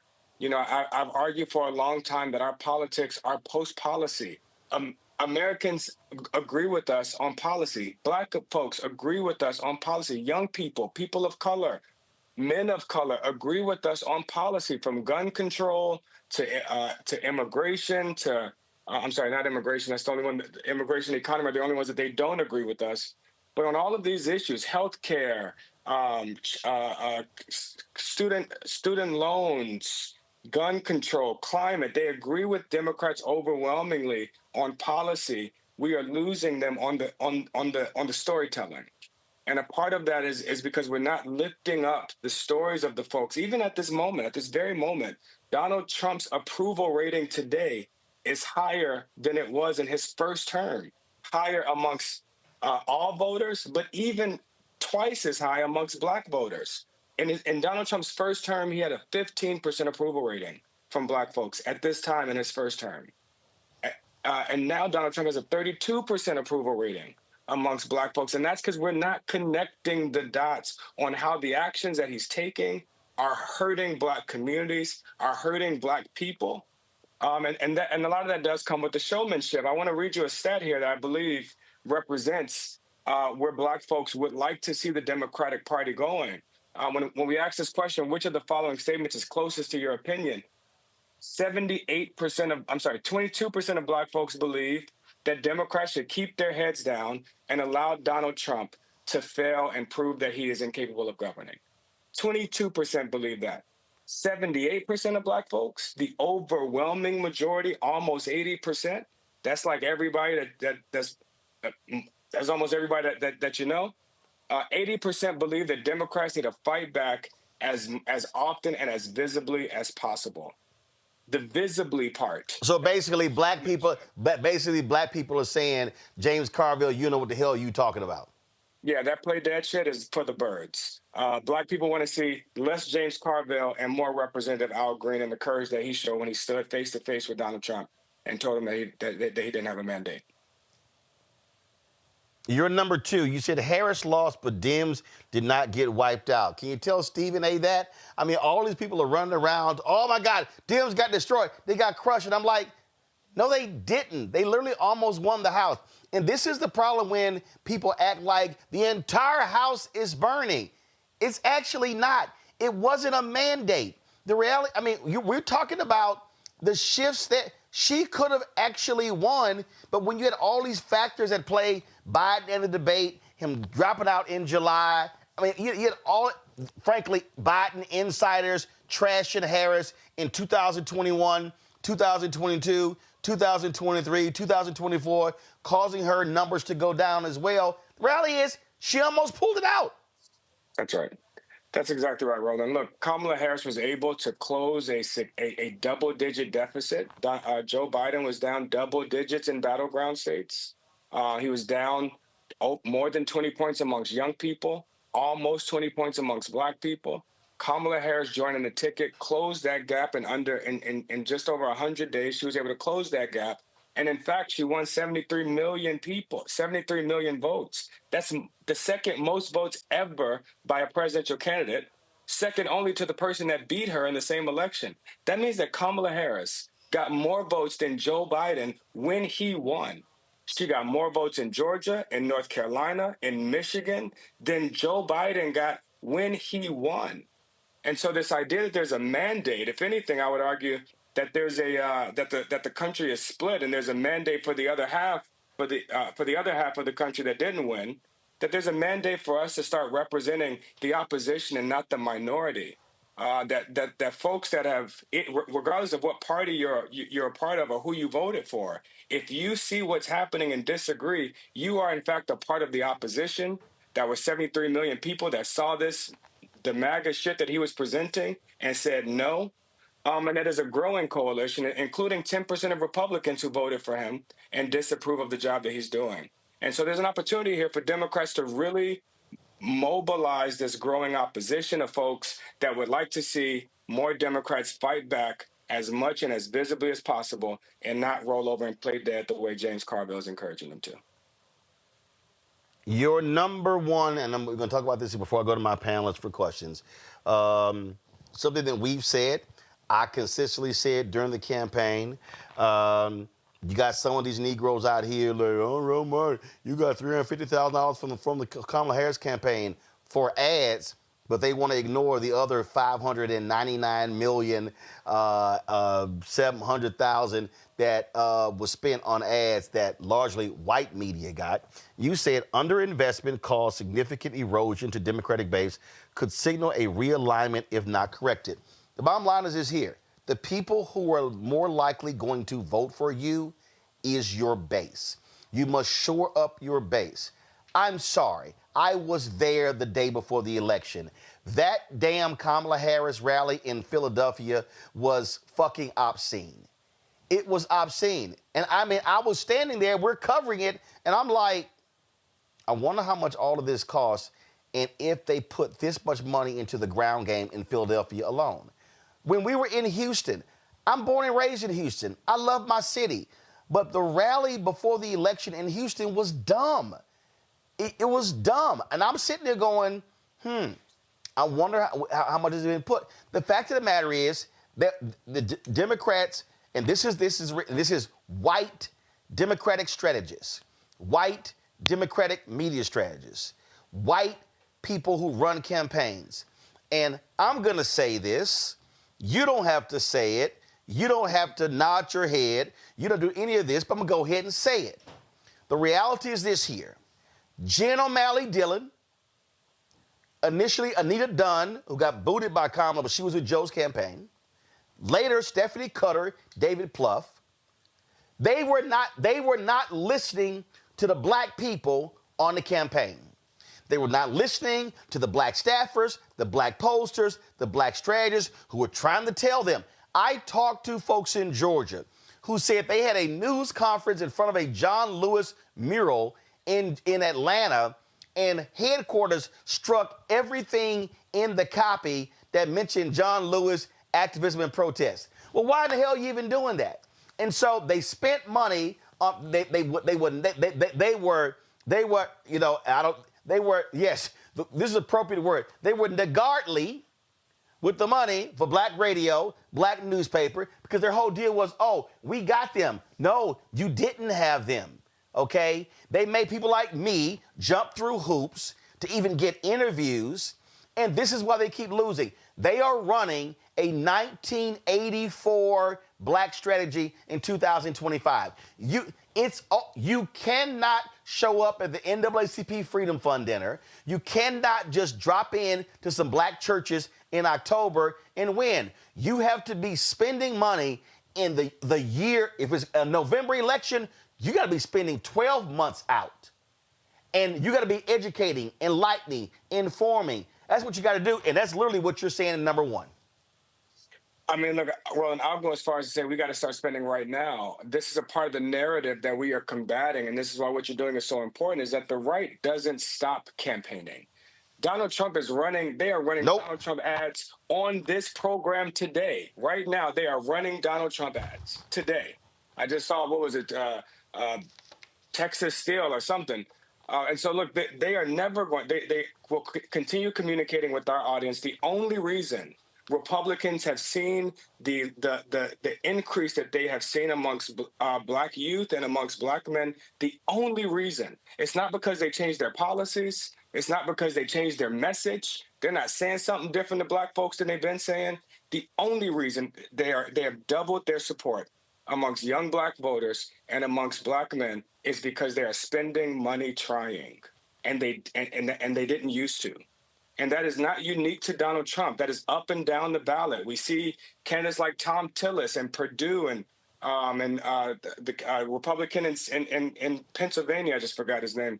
But they've all increased their support amongst young black voters and amongst black men. And so, look, when you have a group of voters who have been, it's like a voter told me in a focus group, my hood ain't getting no better. Young black man told me in Pennsylvania, my hood ain't getting no better under Obama. It ain't getting no worse under Trump. So what have Kamala and Biden got to do with me? For voters like that, what we call it, hit rightfully cynical voters, those closest to the pain, that don't often feel our interventions, those voters actually don't like either party. They don't like Trump or Biden. They don't like Democrats or Republicans. And so what they are going with is the candidate that is offering to blow all of this shit up. This is why, Roland, we have seen this voter that confuses the hell out of Washington, and that's the Bernie Trump voters that voted for Bernie Sanders and are now voting for Donald Trump. Well, that's because they're voting for disruption. They want to break a system that has failed them, and Democrats spend too much time defending it. Questions from panel. Reese, you're first. Terrance, it's always good to be with you. So much of what you said, I have been warning people about. But help me reconcile this, because, your data talks about the issues that are most important to Black people. And the discussion you and Roland had was around cultural issues, things that Democrats themselves did not focus on. I didn't see Kamala Harris run pro-trans ads, pro-LGBTQ ads. I saw her running ads around her economic policy, around her being tough on immigration and things like that. And so how much of it over the arc of your research during the campaign and after are perceptions driven by the Republicans really owning the narrative on what Democrats are talking about, as opposed to Democrats owning the narrative on what their policies are and what their emphasis is on? That's exactly right. Look, but before you answer that, Terrance, before you answer that, I'm going to throw in one more thing. She wasn't running those ads, but what the campaign failed to do, they actually failed to respond. The campaign literally said, Quentin Folks, the number two, that they believe that the transgender commercials were having no impact. And we were like, what in the hell are y'all talking about? I'm like, guys, they were running 8 to 12 in every football game. I'm telling you right now, Jen O'Malley Dillon, Stephanie Cutter, David Plouffe, and Quentin Folks, I don't know what planetary system that they were campaigning in, but it was totally different than the one that we were living in. Terrance, go ahead. Political malpractice, for sure. Listen, look, when it comes to these culture issues, you're absolutely right, Reese. The Democrats have not been engaging, have not waged their political campaigns on these cultural issues. Republicans are certainly leading these conversations around wokeism, around DEI, but the problem is that we are allowing Republicans to shape the issue context that the election is happening in. I could have told you 2 years ago that if the number one issue in every election is economy. 2 years ago, I could have told you if the number two issue was not abortion, then we would probably lose. If the number two issue was immigration or crime, and instead of abortion or guns, then we're probably going to lose. And so we allowed them to shape the issue context, and they have done that by now launching we are in a culture war. But it's a war that Republicans have started and that Democrats have to respond to, because when we don't, here's how this works. Democrats don't respond or defend critical race theory. Democrats don't respond or defend the Supreme Court overturning affirmative action. Democrats don't respond or defend to removing Black history from books. In fact, our response is we don't believe in CRT. We ain't woke. Our response is to deny all of these things. And so when they now come in and start gutting all of this shit, and Democrats now look to Black voters or look to voters of color to mobilize a resistance and an opposition, well, we haven't given voters a reason to defend affirmative action, CRT. In fact, 40% of Black folks believe that racism exists but doesn't prevent them from achieving from pursuing opportunity.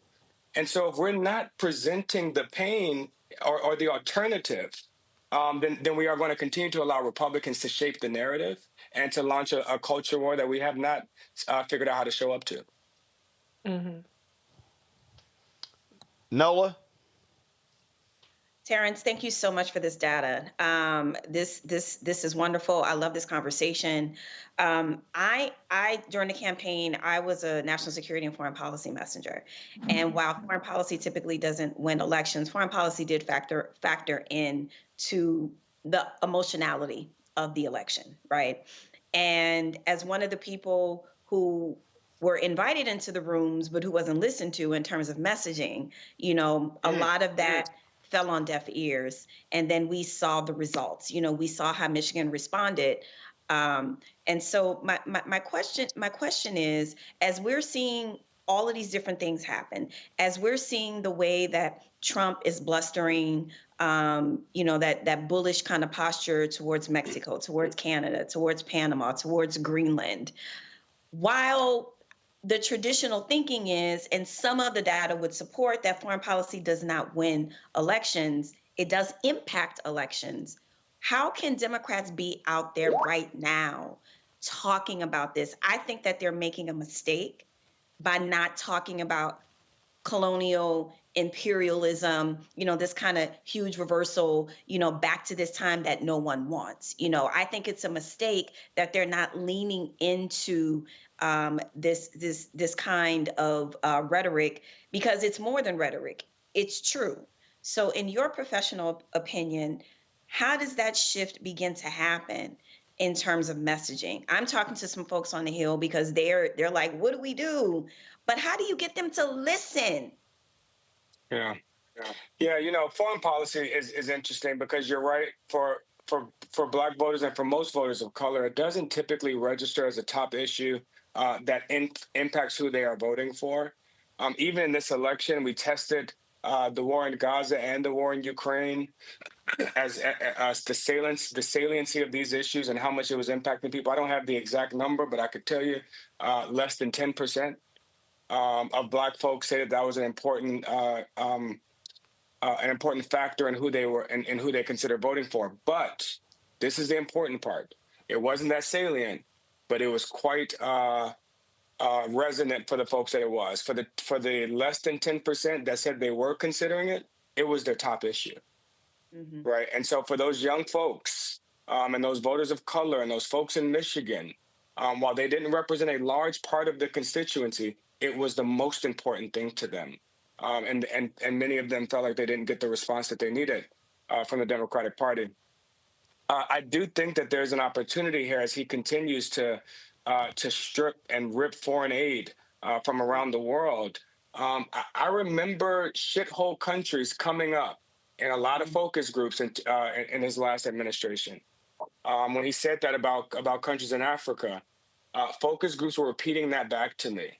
Well, unfortunately, I haven't heard anybody bringing up the fact that Elon Musk is in South Africa trying to return back to apartheid, and that Donald Trump is offering white Afrikaners to be refugees in America, that we are withholding funding from countries across Africa. And frankly, that a lot of that funding, while it does benefit those countries and they need that aid, it is also to keep us safe. Look, guys, measles and AIDS and pandemic, these things don't have country borders.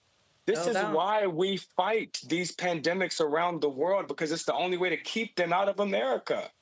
Mm-hmm. It's to fight them there before they get here. And so we have not, Democrats have a lot to respond to right now. This is a part of the muzzle velocity of the Republican strategy, of the MAGA strategy.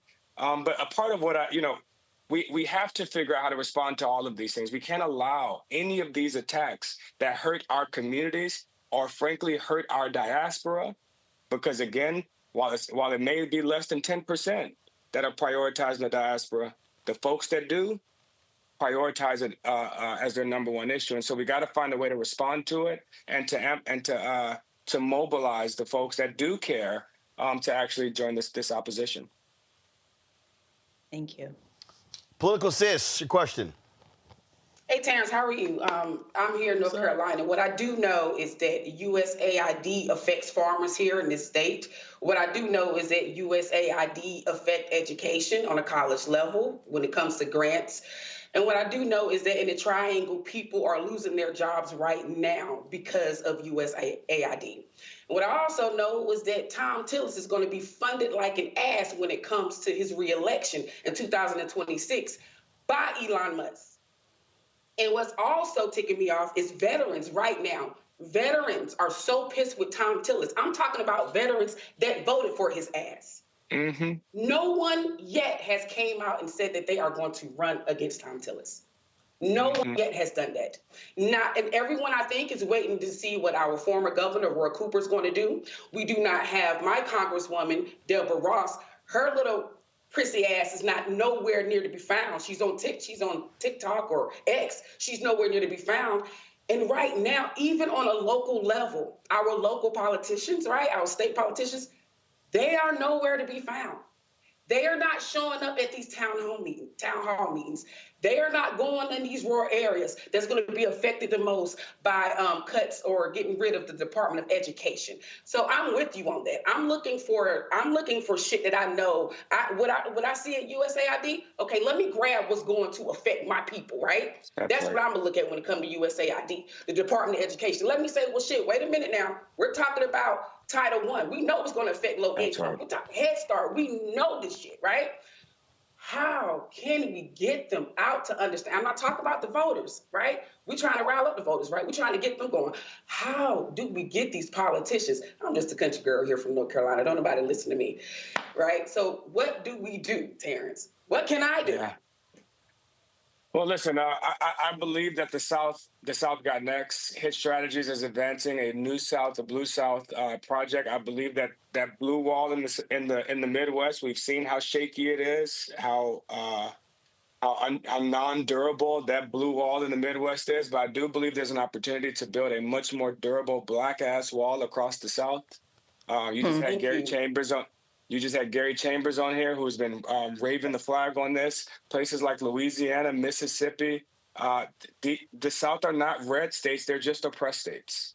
That's right. And North Carolina, South Carolina. It is no coincidence that in the South that the South is where the blackest states in America are, and it's in the same exact states. You can almost track the correlation directly. The blacker the state is, the lower the black turnout is. Yeah, it's almost a direct correlation. That is absolutely crazy. And here's the deal. Here's the deal, Terrance, that we have to understand. And when you talked about that blue wall, 2030, the numbers are going to be changing. California, New York State, Wisconsin, blue states are going to be losing congressional seats. They're going to be shifting those to red states, which means Democrats are going to have a consistent strategy to win Georgia and or North Carolina. And they're going to have to make Florida, they got to figure out what to do. Florida has to come back purple. The numbers are shifting. It's going to make it harder because to get to 270, if blue states lose anywhere from 6 to 10 electoral college votes. That's right. That's right. But the good news is, while the geographic patterns don't favor Democrats, the demographic patterns do. What do I mean by that? The places that this growth is happening might not benefit us, but the people that are causing this growth should be benefiting us. This growth is being caused by people of color and by young people. I don't know about Florida. I still got PTSD from my Andrew Gillum days in Florida, but I do know I do know places like Mississippi. Mississippi, the blackest state in all of America, where Democrats just lost in 2023 in an off year with a black candidate running for governor. We lost by 2 points. In Mississippi, we lost by less than we lost in Michigan. And so there's an opportunity to build this black wall across the South. But to Roland's point, those are not just strategic decisions. Those are economic decisions. Because to build a black-ass wall in the South means you're going to have to empower a bunch of black organizations and black media and black operatives in order to go get those black voters that feel like politics don't got nothing to do with them. The same way Stacey Abrams did in Georgia. Yep. Indeed. Terrance Woodbury, we appreciate it, my brother. Thank you, Terrance. We appreciate it. Thanks a lot. Thank you, guys. Thank you. All right. Thanks a bunch. Folks, got to go to break. We come back. Man, why is this white Republican in North Carolina? That man just cannot accept that he lost. We'll tell you about that coming up next. You're watching Roland Martin Unfiltered on the Black Star Network. Support the work that we do. Listen, the conversation we just had there, y'all, you are not going to get that conversation on ABC, NBC, CBS, MSNBC, CNN, Fox News. Ain't going to happen. But you're not going to get it anywhere else in black-owned media. Listen, I got love for black-owned media. Essence and Ebony and Blavity, Rolling Out and all them folk. But ain't nobody doing what we do every single day right here on Roland Martin Unfiltered on the Black Star Network. Nobody else has a 2-hour daily show bringing you these top-notch guests, having in-depth conversations. Then you talk about our Black Star Network shows, the new show with Bria Baker and Jamia Burley. Then, of course, you have Greg Carr. You have Reverend Dr. Jackie Hood Martins. Y'all, nobody else is doing this. And we're looking to add other shows. And so your support is critical. You want to give you a Cash App. This is the Stripe QR code. You see it on the screen. Go to blackstarnetwork.com. But this is the Stripe QR code for you to give you a Cash App. You can also use Stripe for credit cards. So you're checking money order to P.O. Box 57196, Washington, D.C., 20037-0196. I got more than 500 envelopes the other day. I opened about 400 of those. I got about 100 left, so I do those when I get back home on the weekend. Also, PayPal, R. Martin Unfiltered, Venmo, RM Unfiltered, Zelle, Roland@RolandSMartin.com, Roland@RolandMartinUnfiltered.com. And real quick, if y'all give via PayPal, understand our parent company is New Vision Media. So when y'all give, y'all been calling, y'all been leaving voicemails and emails. You freaking out. Oh my God, is this Roland Martin? Yes, it is, y'all. Roland Martin Unfiltered is the show. Okay, Black Star Network is the network. The parent media company is New Vision Media. So don't get freaked out when you see that. That is our show. That's it. I'll be right back. This week on the other side of change. Let's talk. Vote blue no matter who. We need political imagination more than ever, and unfortunately, some people on the Democratic side really are discouraging that. We're going to dig into all of it. The Democratic Party needs to remember who they are and who they are responsible to. This is On the Other Side of Change, only on the Black Star Network. Next on the Black Table with me, Greg Carr. We look at the history of emancipation around the world, including right here in the United States, the so-called end of slavery. Trust me, it's a history lesson that bears no resemblance to what you learned in school. Professor Chris Manjapra, author, scholar, amazing teacher, joins us to talk about his latest book, Black Ghost of Empire, The Death of Slavery and the Failure of Emancipation. He explains why the end of slavery was no end at all, but instead a collection of laws and policies designed to preserve the status quo of racial oppression. The real problem is that the problems that slavery invented have continued over time. And what reparations are really about is saying, how do we really transform society, right? And stop racial violence, which is so endemic. What we need to do about it on the next installment of The Black Table, right here on the Black Star Network. How you doing? My name is Mark Carey, and you're watching Roland Martin Unfiltered. Deep into it, like pasteurized milk without the 2%. We getting deep. You want to turn that shit off? We're doing an interview, motherfucker.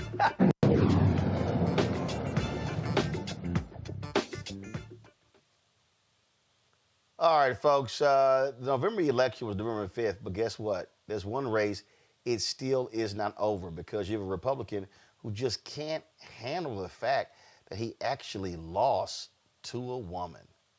Yeah. Democratic incumbent Allison Riggs. She narrowly won her Supreme Court race by 734 votes.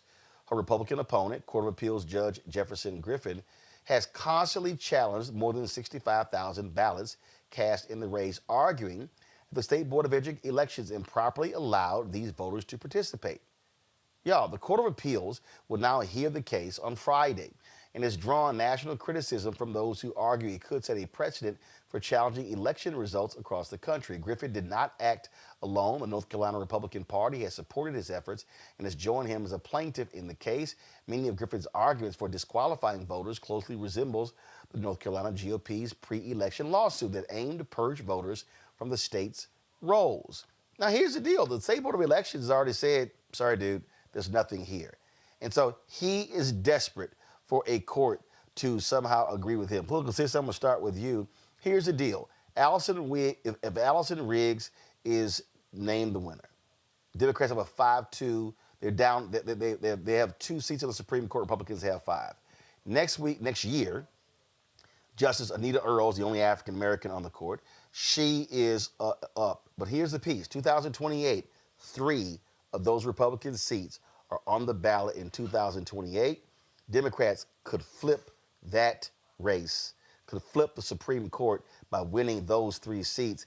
That's why Republicans are desperately trying to go from a 5-2 majority to a 6-1, because they do not want Democrats to have any shot at regaining control of the North Carolina Supreme Court. And I'm going to throw in there, and the reason being, because Republicans had a 10-3 majority on the congressional seats because of political gerrymandering. When the Democrats took control, they changed that, and it was 7-7. Those are the 4 seats.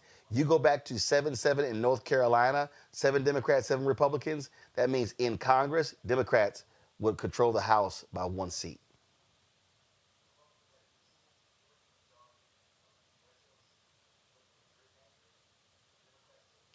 Political sis, you keep hitting that mute button. I don't know why you keep hitting the mute button, baby. We can't hear you. You can hear me now. I'm off. So over 500 million people. Now we can hear you. You about worse as Nola hitting that mute button. Can I finish? You being a lot nicer tonight, though. Can I finish? Can I get going, please? Because I'm trying to get going here. Nola, you knew I was going to mention you, Nola. You knew I was going to mention you. All right, political sis, go ahead. Go. Leave Nola alone. So over 5 million votes here. The counts, she won twice by 734 votes. He is trying to say that, well, it shouldn't be because of voter ID. People didn't use their voter IDs. Well, here in North Carolina, there's a form that you have to fill out if you don't have your license or ID. And after you fill that form out, of course, you have to swear. With the Board of Education, they look over those forms and make sure that they are legit. And that is what they did. So he's challenging over 65,000 votes only in heavy Democratic areas, okay? Heavy Democratic areas, overseas military ballots. He's also challenging, one vote that was challenged was the young lady from the Black Hawk incident, helicopter, the one that's dead, challenging her vote. He's also challenging Allison Riggs' parents' vote. So if this man wins, then North Carolina will not be the only state to do something like this. But we also need to keep in mind that he sits on the appellate courts, right? And this is where it's at right now.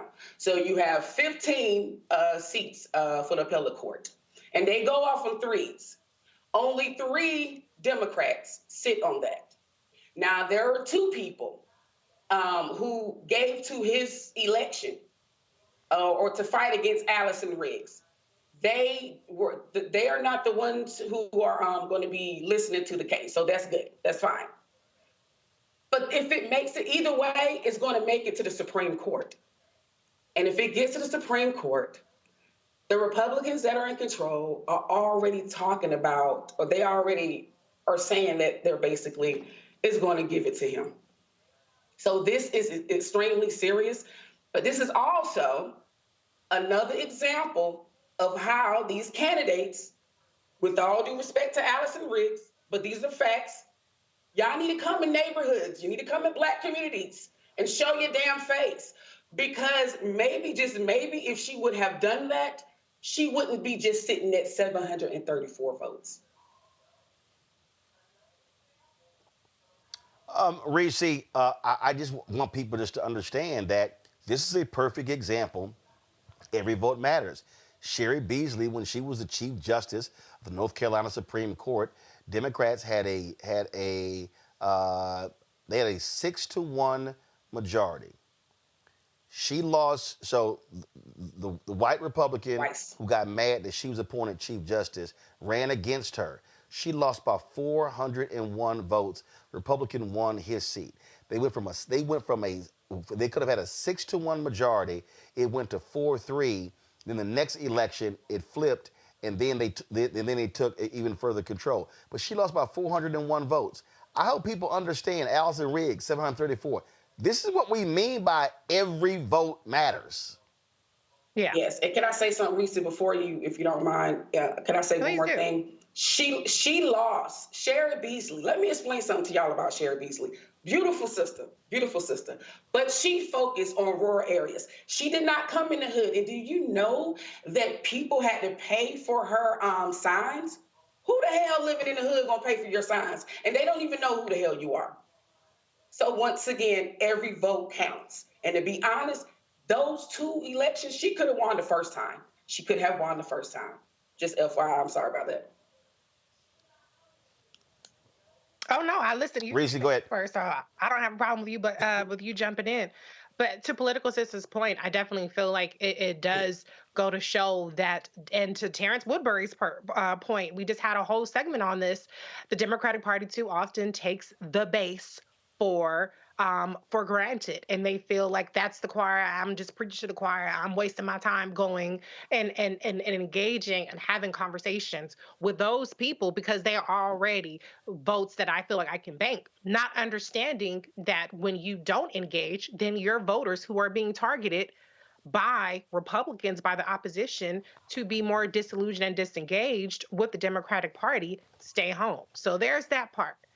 But what this is evidence of is that Republicans defend their turf at all costs, and they will lie, cheat, and steal. They never concede. They will never just say, well, them's the rules. And so I guess I got to, take my lunch and go home. No, absolutely not. They are willing to do anything by all means to hold on to power and to steal elections. And I think what part of this is that even if in this case, he fails to get this seat, which he lost, I think what this probably tries to do is it tries to kind of erode Democrats' defense of not having voter ID. It makes Democrats then try to concede. I'm not saying this, I'm predicting, but Democrats are often so willing to concede ground on Republicans and buy into their pretext for why votes don't count by saying, all right, fine. So that we avoid this kind of battle next time over voter ID requirements, fine, have your voter ID. And then that's something that we're taking off the table. But you cannot capitulate to Republicans because there will always be some other loophole. There will always be some other law that they're willing to bend, break, and there will always be a quest for power that they will not concede to Democrats. There's no reason why Allison Riggs should not walk her ass to the courthouse, sitting there with her robe and be like, bitch, I'm here, okay? Because I tell you, that's what Republicans do. But at the end of the day, Democrats are going to believe in institutions, believe in the process, and that's why we're in the mess that we're in now, because Republicans don't give a damn about process, institutions, or norms, or laws. Nola, I talk about these Supreme Court races. They're important. I mean, look, you've got a Supreme Court race in Wisconsin taking place on April 1st. Folks, vote for Sarah Crawford. You've got Elon Musk pouring almost $10 million into that race because if the Democrat wins, if Crawford wins that open seat, Democrats will have a 5-2 majority on the Supreme Court. So if people are complaining about the U.S. Supreme Court, y'all, state Supreme Courts are also just as important, Noah. Yes. Oh, absolutely. Everything happens locally, and one of the things that I think a great deal about is, as we're talking about North Carolina, I remember canvassing in North Carolina. And in as much as I absolutely believe that Dems rely on the idea that the base is going to be with us no matter what. I think that they've been through this enough times to know that that's not necessarily the case. And so I'm starting to wonder, what is some of this hesitation about really engaging with Black voters? And I recall canvassing in North Carolina, and I was the only Black canvasser. And they gave me, a lot of kind of places to go that, we would call the hood. Literally there were like bullet holes like in people's houses and cars. I'm not kidding. And so I'm starting to wonder, okay, is it some sort of hybrid sort of situation where I'm starting to wonder if the party is actually scared to engage with its own base? And I'm just starting to think that more and more, because these elections are so close and they're so tight. And here you just have people just sitting right there. They're sitting right there. But they don't know what's going on. You're not engaging with them. Why is that? I think, in terms of the party, and I'll get to Wisconsin and Elon Musk and paying for different races. But that is something that we really have to have a really, really, really tough conversation about with this party. It's one thing to just assume that the base shows up for you. But in these kind of tight races like this, where things like this keep happening, it has to be more than that. And so I'm going to pivot towards Elon Musk and buying races. First of all, I like what Tim Walz has been doing. I like that he's been out there. I like how he's been talking to people and engaging with people. And he's just like regular schregler talking to people. And I think that's effective. I think that it's going to take more of that relational kind of dialogue to really get people to understand what's at stake.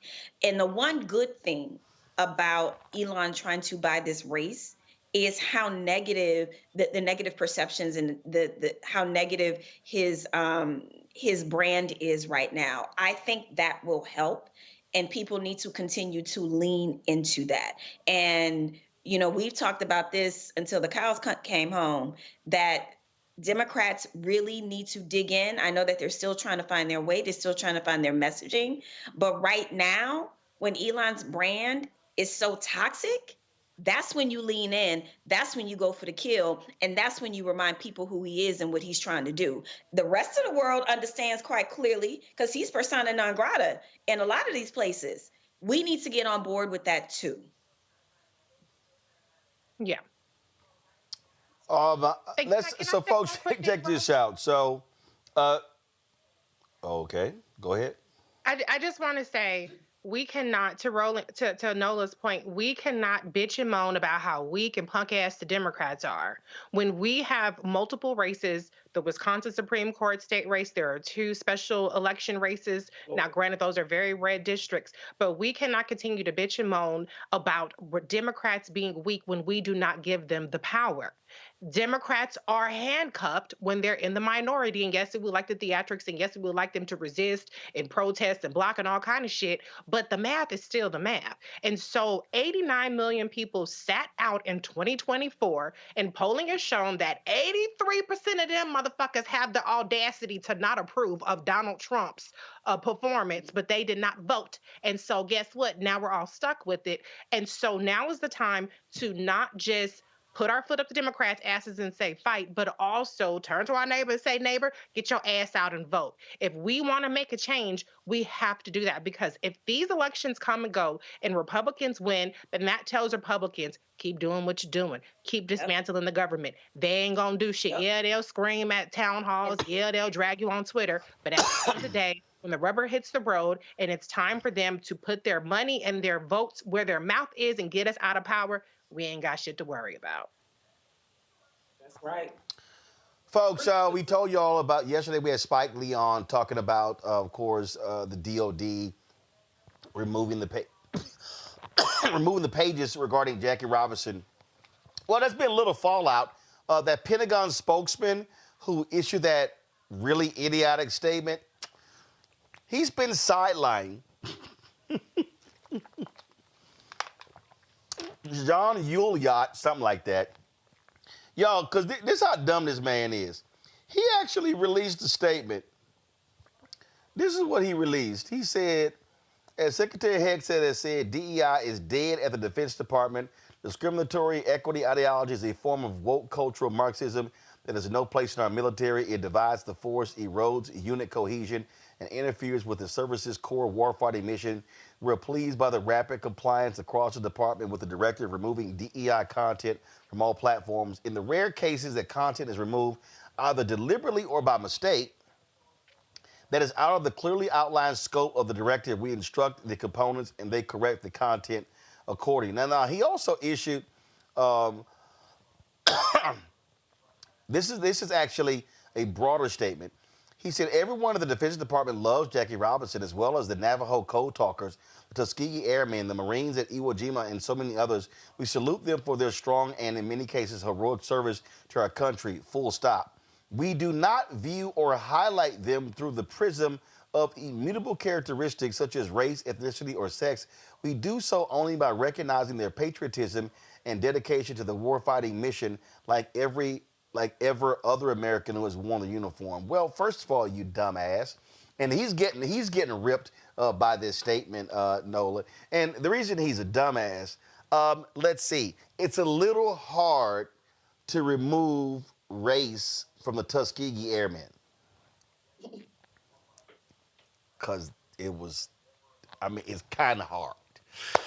It's kind of hard to remove race from Jackie Robinson's service in the U.S. Army when Jackie Robinson fought a court-martial in Texas for refusing to sit in the back of the bus. So when you're talking about these, it's kind of hard to remove race from U.S. Army veteran Medgar Evers, who was gunned down by a racist white supremacist in Byron Della Beckwith.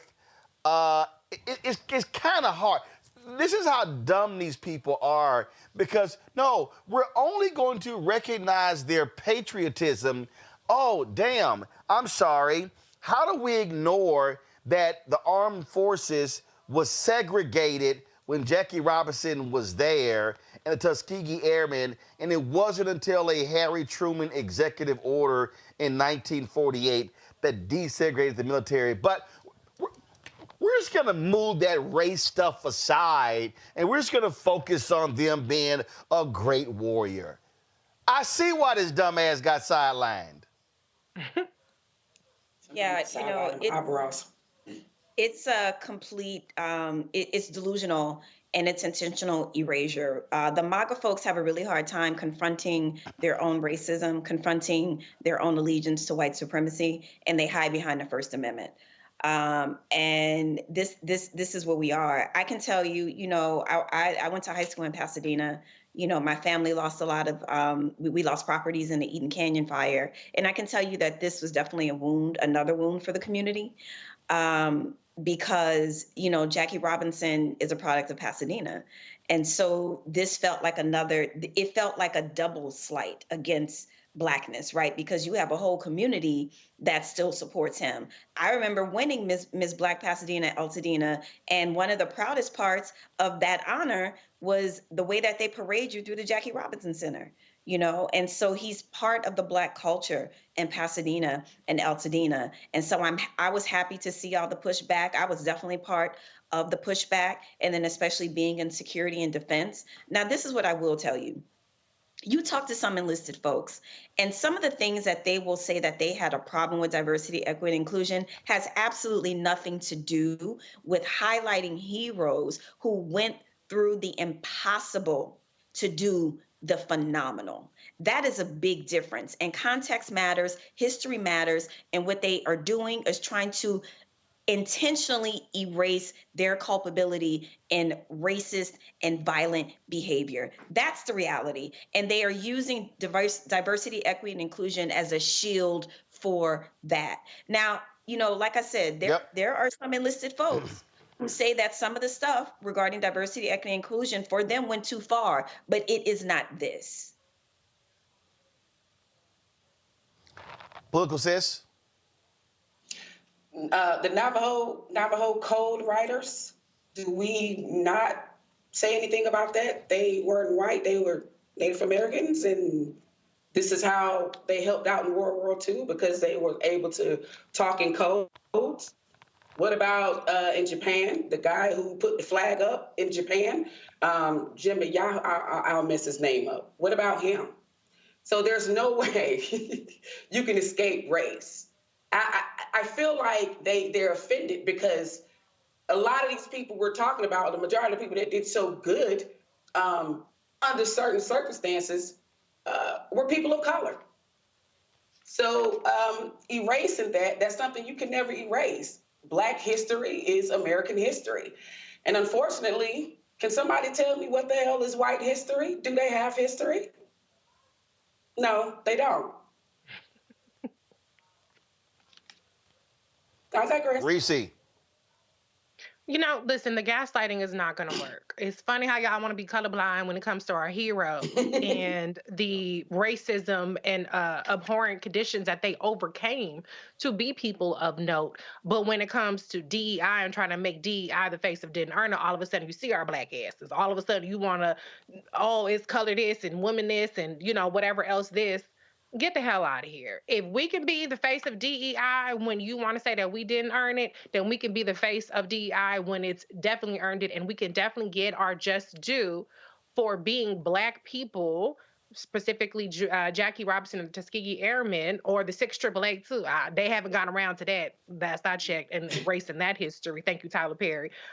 Then give us our props. But that's not what they're trying to do. This is a white nationalist, white supremacist administration who, if they can get away with it, and luckily that we're not allowing them to, will erase every single accomplishment that we have and try to make us the poster board of failure when it's really white men who are the primary face of failure in this country. Look at the Confederate War. Okay. So, folks, I was going to, and I'm so glad you brought the Confederate War up. So I was gonna play one of my interviews with Yolanda Jones. I'm gonna save that for tomorrow and Monday. And I told y'all yesterday about that racist Confederate memorial that's on the state grounds of the Texas Capitol. Well, when I was leaving today, On the other side, there's a memorial regarding Texas African American history.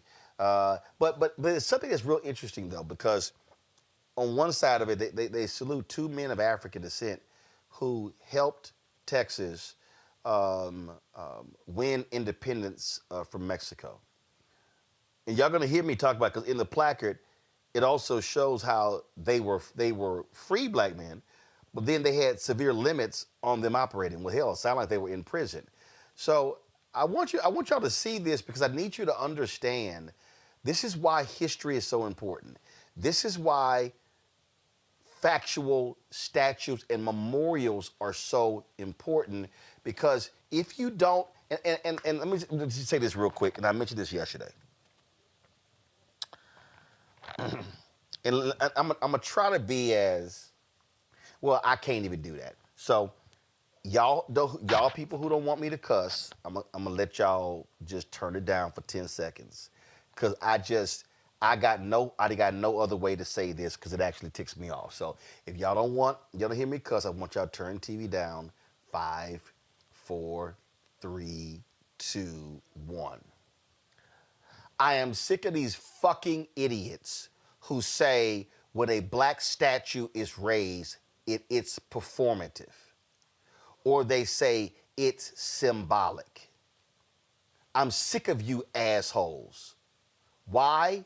Because we have been subjugated to racist statues and memorials in history. When I landed in the Austin airport, I go to baggage claim, look to my right. Do you know why I look to my right?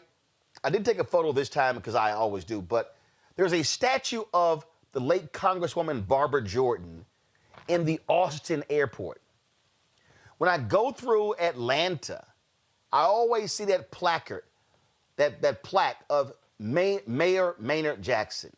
When I go through one of the terminals, I think it's Terminal E in Houston, there's a bust of Congressman Mickey Leland. When I travel, I always stop. When I go through Washington, D.C.'s train station, I always stop and pay respects to that statue of labor leader A. Philip Randolph. I'm always, no matter where I go, I do that because these are monuments to our people, our history. And what we have to understand is that, and while you're going to see this video in a second, while I was standing there, little white girl came up with her family. There was a Latino girl with what looked like to be her grandparents, and he and I had a conversation about the races. He was telling me about how the Texas Rangers basically stole his grandfather's land, made them get off the property and leave. Black people have that history as well. So he and I were having this conversation about this memorial. This is why this stuff is so important, why we must erect these statues and memorials, because these people, what we have right now, and it's all tied together by stripping these pages and getting rid of these stories and these monuments. They want the framing to be one of whiteness. They want to say, no, we're not going to talk about, the first female combat pilot, because we don't want women to know about that historic woman. It was a white woman. They don't want that. So these people, they want a world.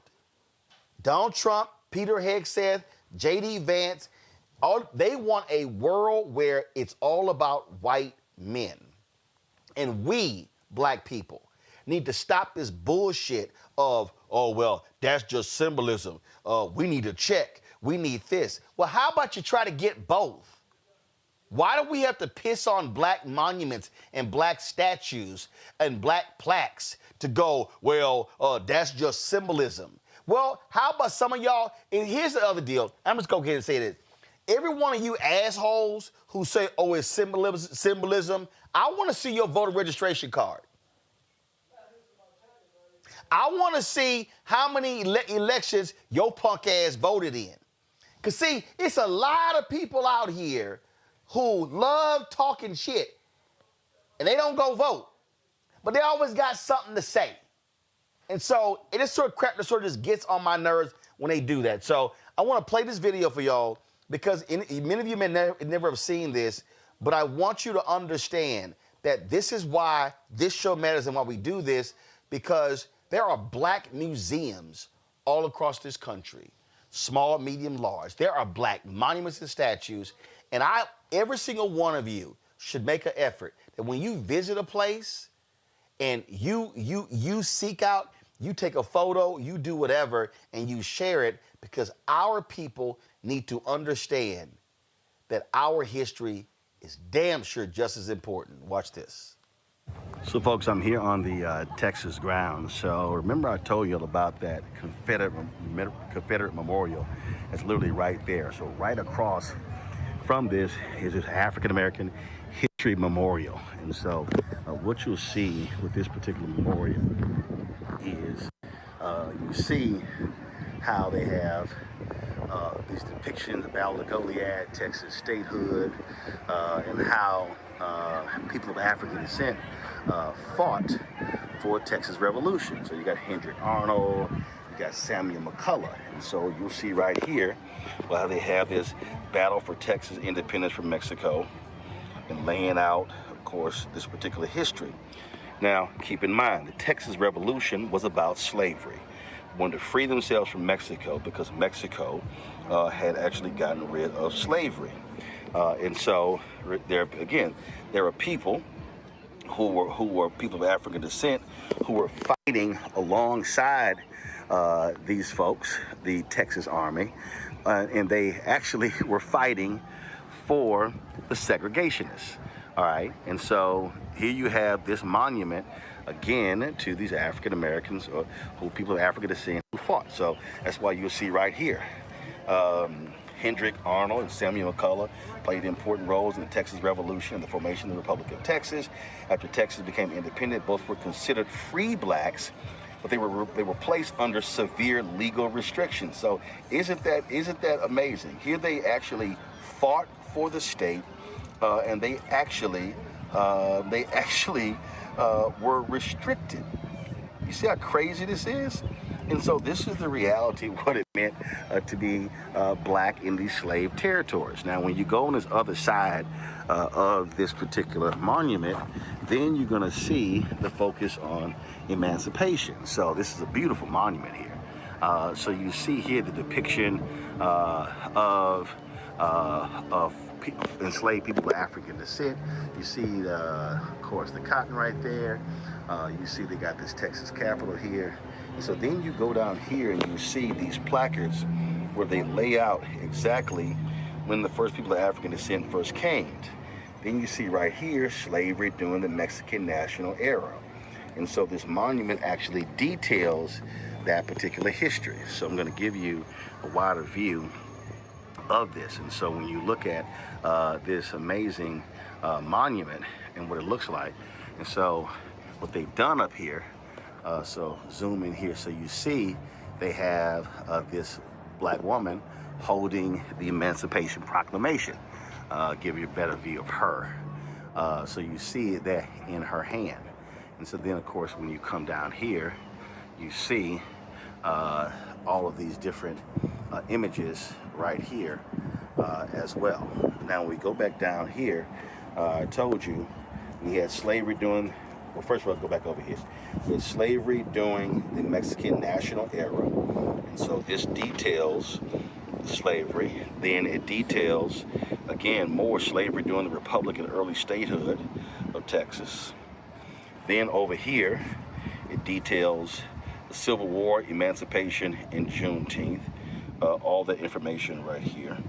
And then it has Reconstruction and the post-slavery experience, okay, right here.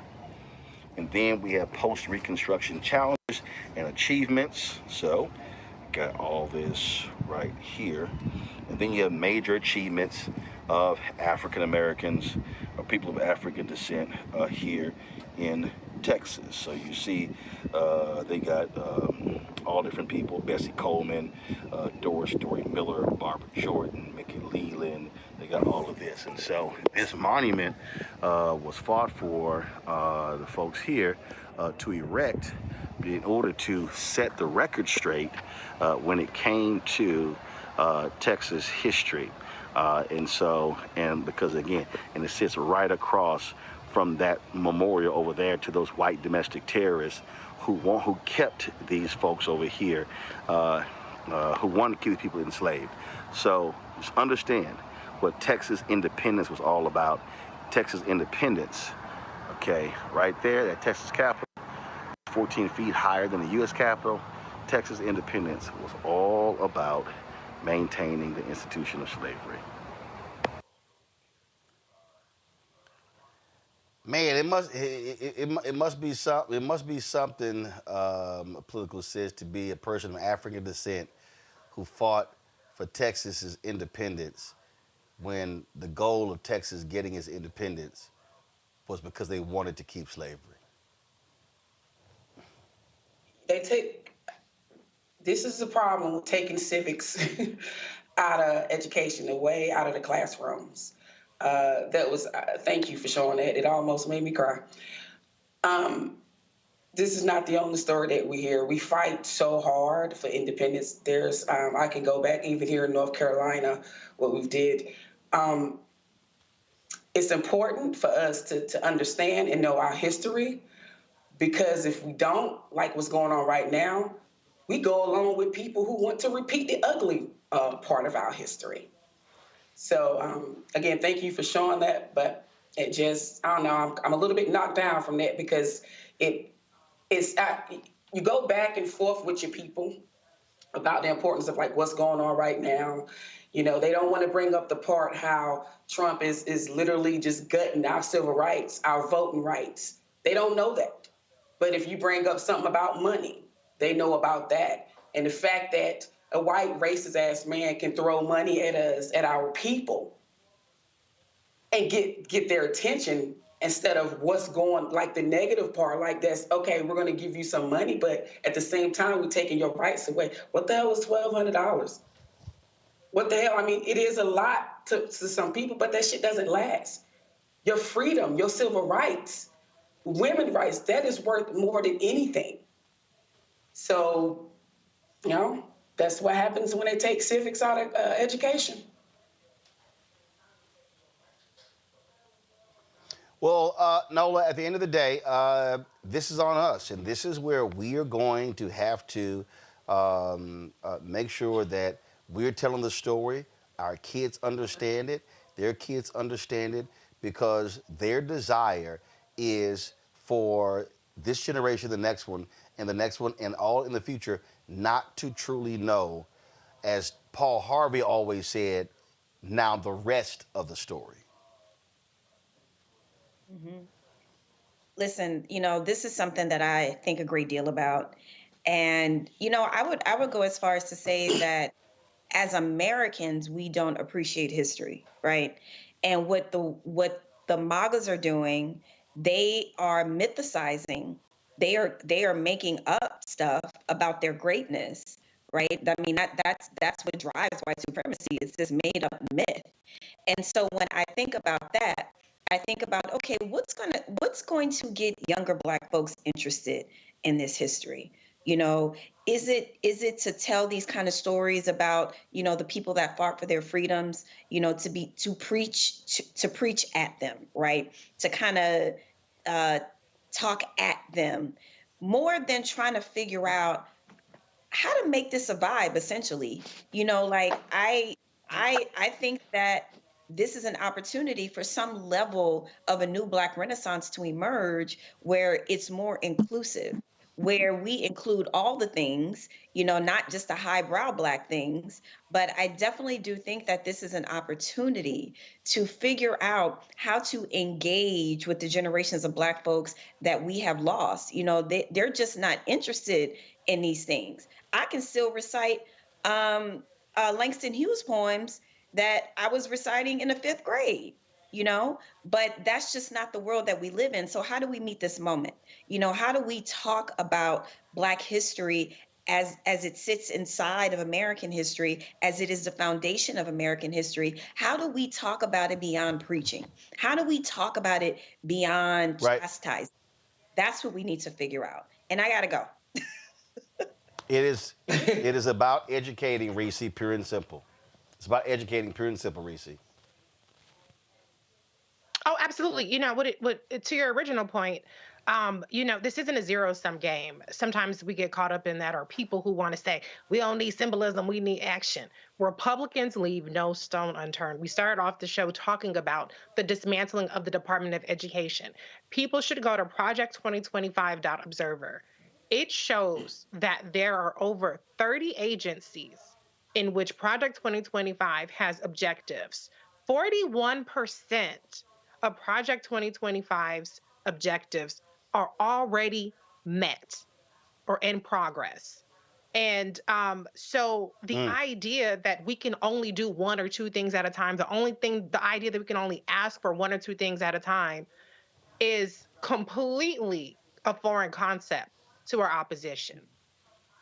And they are winning and fighting every single battle that our side is too busy telling people, we don't need to be focused on that. We need to be focused on that. Like Terrance Woodbury said earlier, we got to focus on everything. Now, can 100% of us focus on 100% of things? No. But know your strength and know your lane. This show has a huge lane that it's filling and telling our stories and helping us not leave so many of these stones unturned. And so anybody who is against statues, anybody that's against our history is against us, or is for us repeating the mistakes, reinventing the wheel when we already have the blueprint, and helping the other side win. And my show is doing that as well, with a Reese Cobra Strong Series accent. Thank you very much. There you go. So, yeah, well, first, Reese, one thing you didn't do, you didn't tell people when it comes on. Saturdays, 2 p.m. 2 to 4 p.m. It's a live call-in show. So if you got some smoke, bring it to me, honey. I'll take it. I'll bring it back with you. Oh, that's good. I'm off on Saturdays. That's good. I'm off on Saturdays, so I'm going to have to check you out. All right, y'all. Let me thank all the panelists. Nola had to bounce. I told Nola, you had to bounce. Stop being long-winded. Yeah, Nola, I'm going to take that shot at you. So let me thank Nola. Let me thank Political Sis. Let me thank Reese. I appreciate y'all being on today's show. Thank you so much. Wait a minute. Oh, so now you got what? Now you unmuted your microphone. You got more to say? Yeah, damn right. Hold on, look. So I got my shirt on. I finally got it after 20 damn months. Just FYI. I don't know if y'all can see it, but yeah, after 20 damn months. Come on, Antoine. There we go. So FYI. There you go. All right. Don't blame me. I voted for the black woman. That's right. I had it on yesterday, but you know we had technical difficulties, so. But I got the shit on today, just FYI. All right, there you go. That's what I'm saying. I appreciate it. Thanks so much. I appreciate y'all being on today's show. Thank you so very much. All right, y'all. That is it for me. We're going to shut this thing down. I appreciate all of y'all watching today's show. Y'all, YouTube, if you haven't hit the like button, hit the like button right now. I am going to go hang out, spend time with my parents. But before we go, we want y'all to be sure to support our Bring the Funk fan club. I'm telling y'all, our goal is to get 20,000 of our fans contributing on average $50 each a year. The goal is to raise $1 million. If you can't give $50, you give less. We totally understand. We appreciate that. It was a brother last night at the Texas Legislative Black Caucus handed me. He said, no, I ain't even wait. He handed me his $200 on the spot. So I appreciate that, and I appreciate everybody who supports this show. Thank you so very much. I thought I got the brother's name, but we took a photo. I'm going to post it. I'm not sure he'll see it. So do me a favor. You want to contribute via Cash App. Cash App canceled all of our accounts because they changed their rules. So you want to support the work that we do, what you need to do is use the Stripe QR code. So Stripe QR code, you see it right here. This is the QR code. Point your phone to it. Get the QR code. You can contribute via Cash App. You can click the Cash App Pay button to contribute as well. Checking money order. You can see your checking money orders to P.O. Box 57196, Washington, D.C. 20037-0196. PayPal is R Martin Unfiltered. Venmo is RM Unfiltered. Zelle, Roland@RolandSMartin.com. Roland@RolandMartinUnfiltered.com. Download the Black Star Network app, Apple phone, Android phone, Apple TV, Android TV, Roku, Amazon Fire TV, Xbox One, Samsung Smart TV. My show is on there. All the other shows are on there. Our content from Liberia, from Ghana, our memoriams, all that stuff is on the app. You can go to the app or you can go to our YouTube channel, which is youtube.com/Roland S. Martin. Be sure to, of course, get my book, White Fear, How the Browning of America is Making White Folks Lose Their Minds, available at bookstores nationwide. Get the audio version. I read it on Audible. You can download that. Be sure to get your swag. You saw Political Sis with her swag. If y'all get your swag, shoot me an email or post it on social, and we'll give you a shout out on the show. I'll retweet it on X, on Twitter. I'll also give you a shout out as well. So, of course, you can go to rolandmartin.creator-spring.com or go to blackstarnetwork.com as well. The QR code, you can also use it right there. And, of course, download the Fanbase app. Get Fanbase app. We're trying to add 1 million new users. If you also want to contribute to the crowdfund, the Series A raise, the goal is 17 million. I think 10.5 or 10.6 has been raised. So go to startengine.com/fanbase for more details. Hey, y'all, that's it. I appreciate all of y'all watching Roland Martin Unfiltered on the Black Star Network. I shall see you guys tomorrow. Holla! Black Star Network is here. Oh, no punch! I'm real revolutionary right now. Thank you for being the voice of Black America. All momentum we have now, we have to keep this going. The video looks phenomenal. See, there's a difference between Black Star Network and Black-owned media and something like CNN. You can't be Black-owned media and be scared. It's time to be smart. Bring your eyeballs home. You dig?